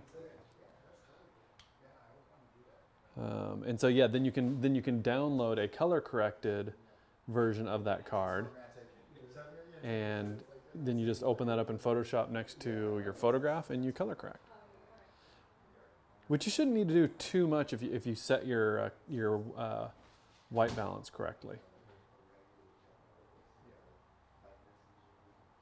You set your lights to the maximum wattage.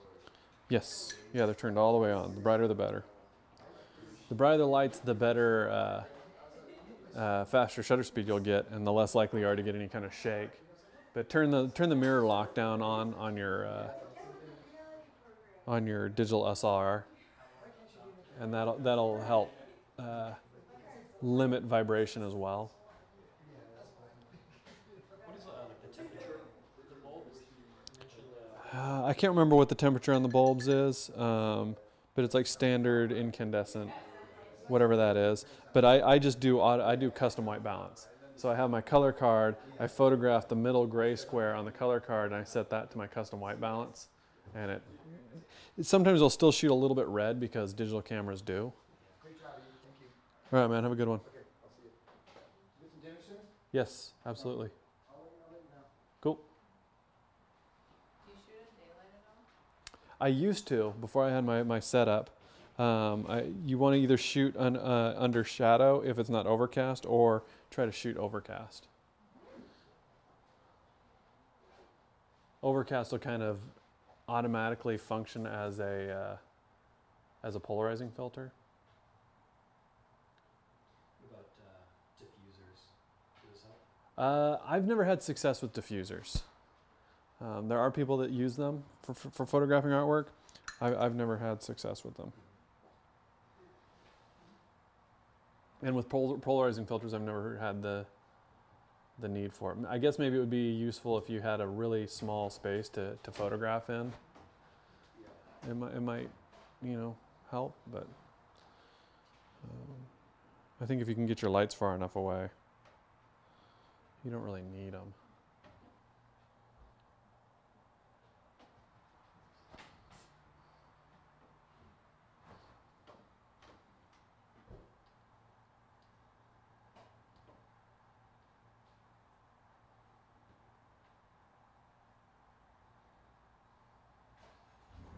There's a couple of good tutorials online about how to shoot your artwork. I think Dan Dos Santos has a really good one, and Dave Palumbo has a budget one, basically like how to shoot on the cheap. I think he even goes over how to do it with your smartphone. So yeah, his is those are pretty effective.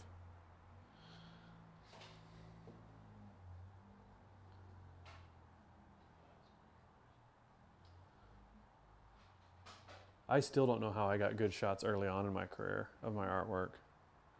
Of course, I'd usually send them in for the final shots, so that helped. I just had to photograph them myself to get approval before actually shipping them in.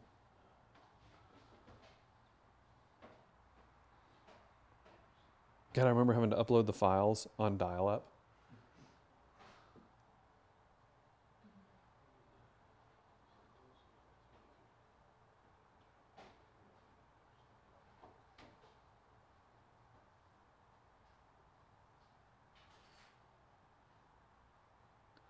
I am old. Christian Nee asks if you ever varnish your paintings. Do I ever varnish my paintings? Yes, I do. Yeah. Ideally, I like to varnish them before I photograph them, but that's not always possible because sometimes I'm painting on them, right up to the deadline, and I can't really varnish them. But it's nice to get them done, 2-3 days ahead of time, so you can get a coat of retouch varnish on there to get a better photo. Otherwise, I just hit them with spray retouch varnish as best I can before photographing them. But yes, I do varnish them.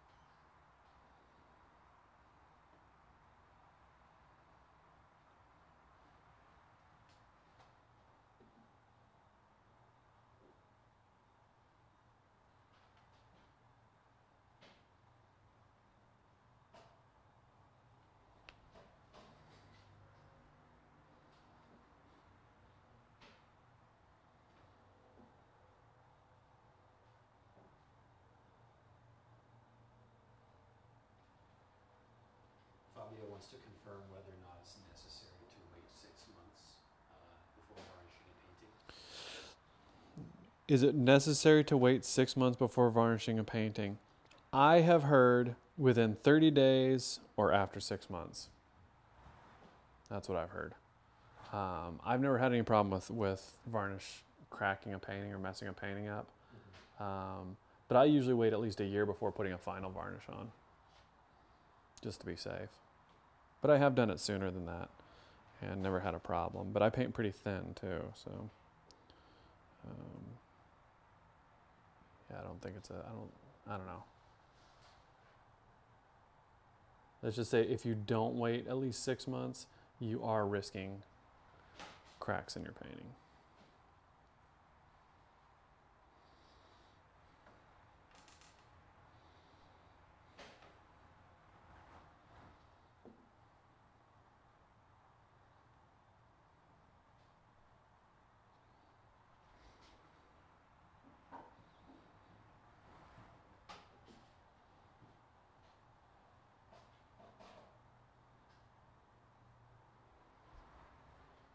Especially if they're a collector that's local. If they buy the painting, I just tell them, look, I'm gonna hit this with retouch varnish, but that'll fade.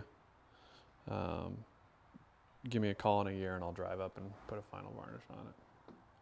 That's usually what I do. And a few of them have taken me up on that. I don't mind.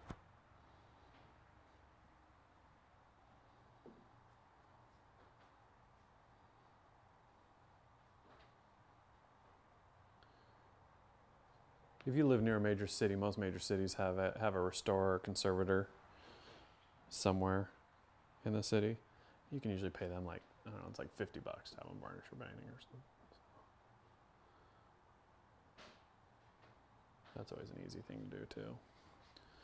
And they'll probably do a better job too. They'll probably they will probably go in and strip the retouch off and revarnish it. I'm not going to do that because I am not a professional. Christian wants to know what the most difficult thing to paint in this piece has been. Nothing's been really particularly difficult on it so far. I mean, it's it's not like it's going great. The thing that's been challenging the most is just the paint's really gummy and sticky for some reason. I'm not sure why that is. Maybe it's because this stain that I put on it was still curing a little bit. I probably should have stained it yesterday. So maybe that's why. Or I should have stained it with acrylic and not oil. So it might just be a little bit tacky. It felt dry to me, but that could be why. But no, nothing particularly challenging, at least so far. I mean, it's not a particularly, challenging painting.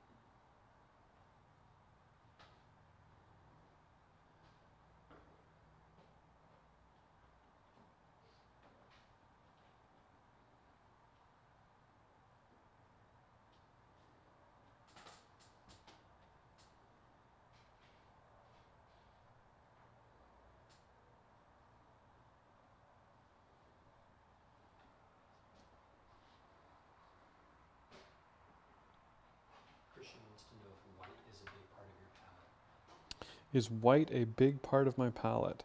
Yes and no. I do use a lot of white, but I don't hardly ever use pure white. You have to be very careful about white. Extinguish all other options before using white, would be my advice.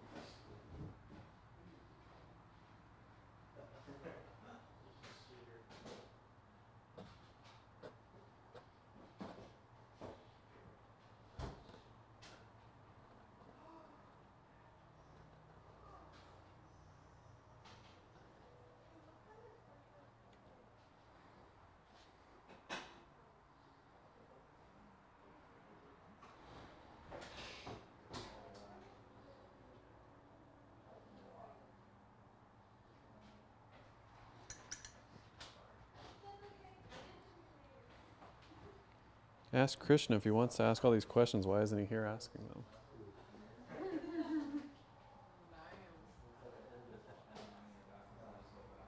He's hanging out with the publisher. Oh.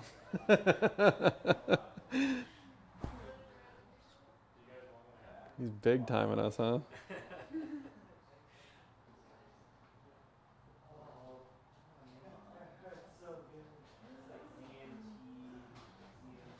So in the field of comic book illustration, which illustrators do you feel most influenced you?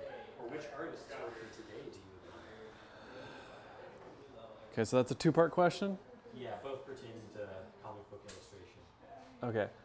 So one of the big guys that got me into even doing artwork at all, drawing, like the first time I remember sitting down to draw, I drew before this, you know, I mean, I was like all little kids, I drew, but the first time I remember actually going and hunting down pencils, hunting down papers, sitting down to draw consciously, actively, it was Art Adams. Arthur Adams was probably my first art hero, and he's still an art hero. The guy's phenomenal. So he's a huge one for me. Obviously, you know, I grew up in the 80s, so Frank Miller, Jim Lee, Mark Silvestri, you know, all those guys were huge parts of my childhood, so they're all huge. And then later on, a lot of the painted guys were hugely influential on me. Again, Glenn Orbeck, Steve Rude, Alex Ross, Beasley, you know, all those guys later on. As far as guys that are out there crushing it now, I apologize if I'm butchering his name, but Stuart Amonin, I think is amazing. Greg Capullo's still crushing it, still doing amazing stuff. Dromo Pena, I think, is ridiculously good. Chris Bachalo, again, if I'm butchering his name, I apologize. Not that any of them are going to know, but he's another, you know, huge one for me. So those are all, you know, just off the top of my head, some big ones for me. What's his name? Murphy, who did the Batman White Knight. Amazing. So those are some of the ones just off the top of my head that I'm thinking of. I'm sure there's a million others, but those are some of the ones that are right off the top of my head.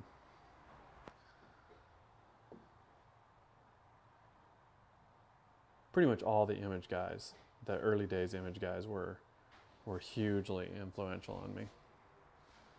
And I still admire all of them on one level or another. Anyone who's been around the school for any length of time knows that I'm still a Liefeld defender. I think he's unfairly criticized very often. So the job of a commercial artist is to entertain, and the guy entertains.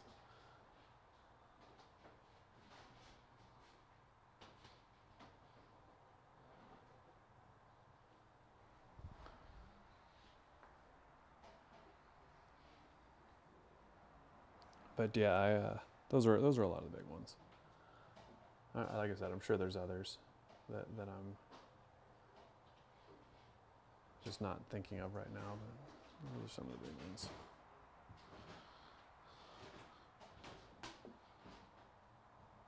Mignola, obviously. I didn't mention Mignola. Mignola's huge. Yeah.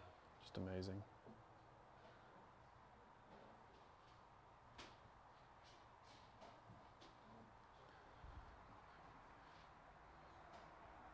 Jay Lee's still around doing some amazing stuff.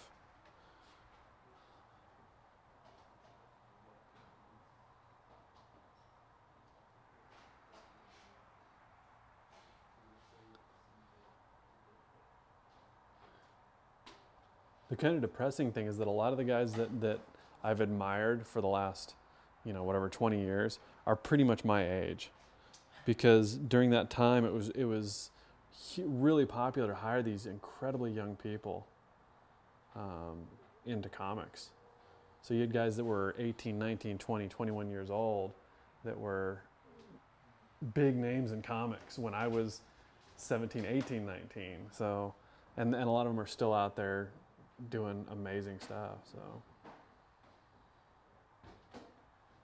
At the time, were there not a lot of senior artists that had the same art chops as they did?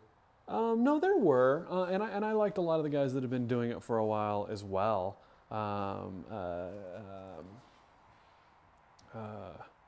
Gene Cola, or Gene Colan rather. Gene Colan I liked a lot.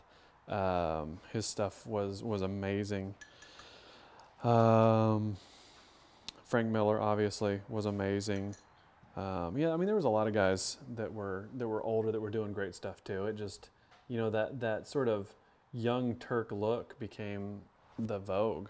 So it was, you know, a lot of the young guys were what were doing it, and not that the older guys couldn't do it, but you know, once you get sort of recognized as being the guy who does a certain style, you know, clients aren't always willing to accept that all they have to do is ask, and you could do the new thing. They just want the new thing. They don't want to go to the guy that's been doing it for 20 years and go, hey, can you draw in this style? Even though they totally could. I think it was Herb Trimp, the guy that co-created, or is credited as co-creating Wolverine. And he was a contract artist for Marvel for a long time, up until the late 90s, so for like 30 years. And there are actually sample pages of his out there from the Image era. And he put together new samples and showed that he could pretty much draw just like, you know, all those guys. And it's sort of, they just didn't want him doing it because it wasn't, you know, that's not the box that they had put him in.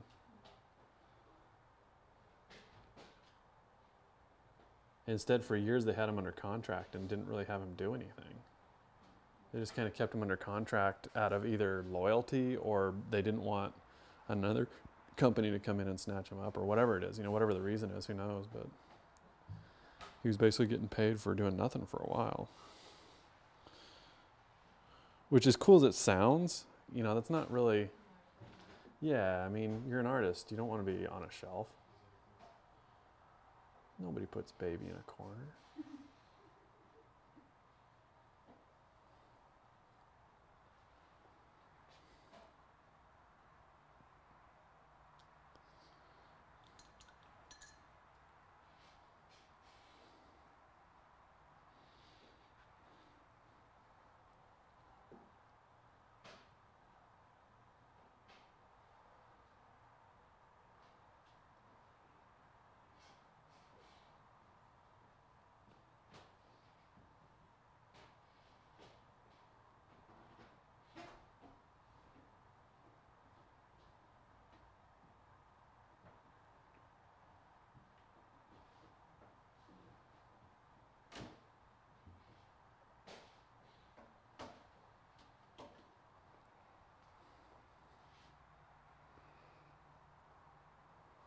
Are there any cool new movies you can recommend?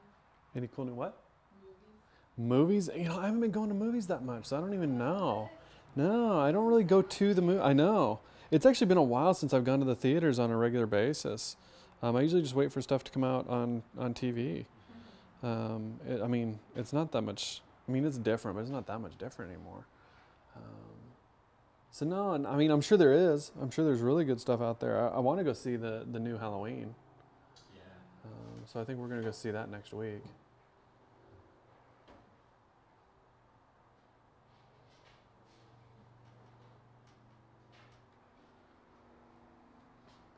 You know, Venom's been making a ton of money.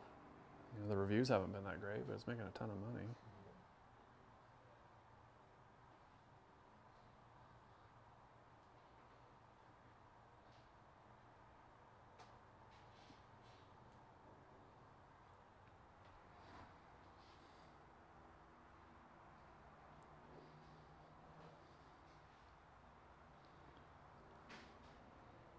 Do you have any plans to go to Alexa? It was last week. Oh, really? Yeah. So no? Yeah, it was last week. So, maybe next year? Probably not. I mean, I'd like to go out. It's a lot of fun. It's just, it's a lot of money and a lot of time too.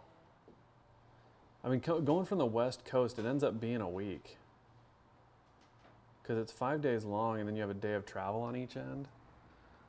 So, I mean, that's a week's worth of work. It's a week's worth of people having to fill in my classes.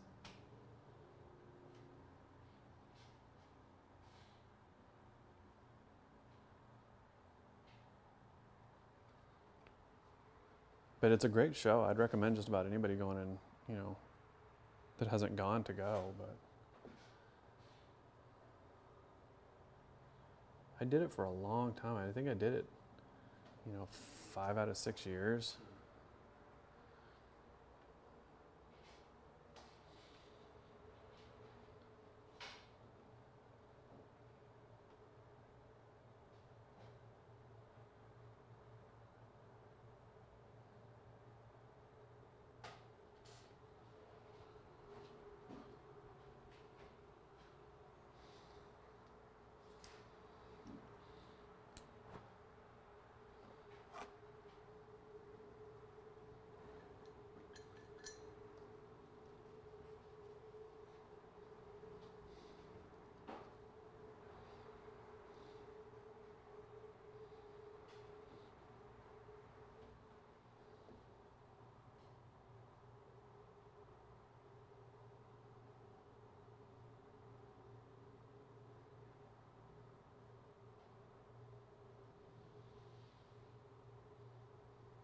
Actually, a buddy of mine, Chris Seaman, he's in Orlando right now at a horror convention. And he does cameo creeps. That's like his brand. It's his thing that he does.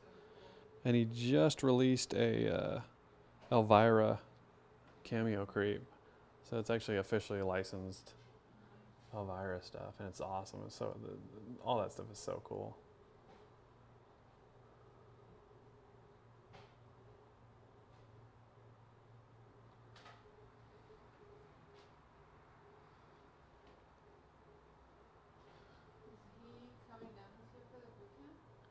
No, not this year. He's pretty much, cameo creeps take up pretty much all of his spare time and money right now. So, but he's another guy that I'm sure we'll have him out here as one of the guest instructors one of these years. So,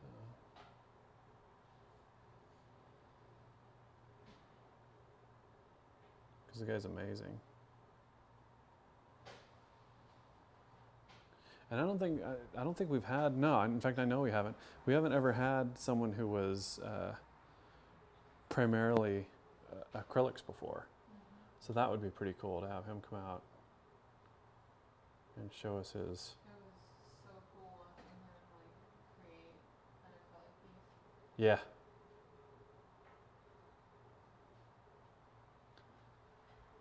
And that was part of his cameo creep stuff too. That ended up being like a print for cameo creeps, which was awesome. Before it had ever even, I mean, he was working on it at the time, but it hadn't really come out yet. So.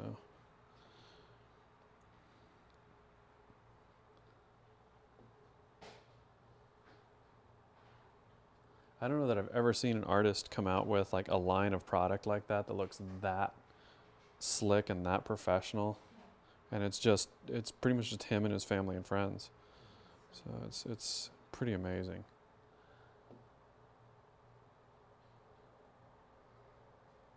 That's the guy that makes me feel like a lazy bum. The guy works so hard.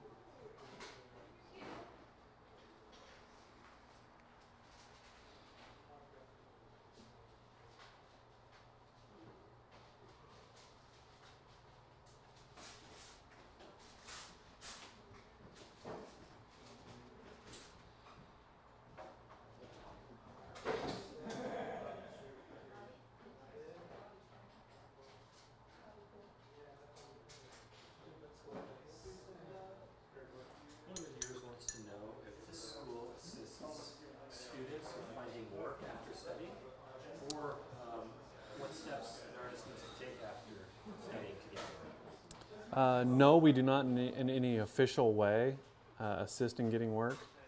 And the steps you need to take is basically get your work in front of people who hire.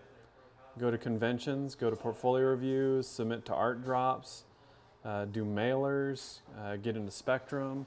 All of these things are how you would get your work out there. But mainly it's just do good work, get it in front of people who hire.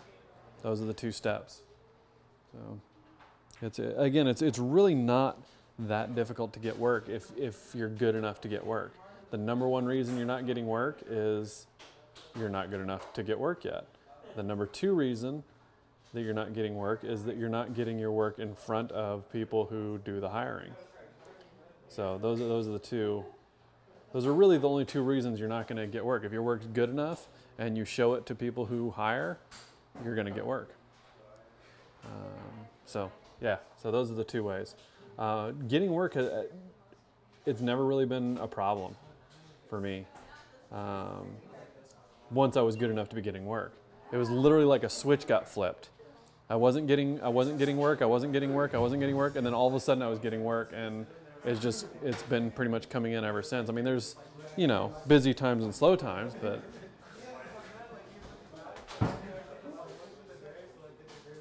I've literally never heard of someone being good enough to do professional work and showing their work around to people who hire and still not getting work. It just doesn't happen. Sometimes it surprises me a little bit that some people don't get more work, but that usually has something to do with, like, you have a unique style, you have a unique take on things. There can be reasons like that, but you'll still get work.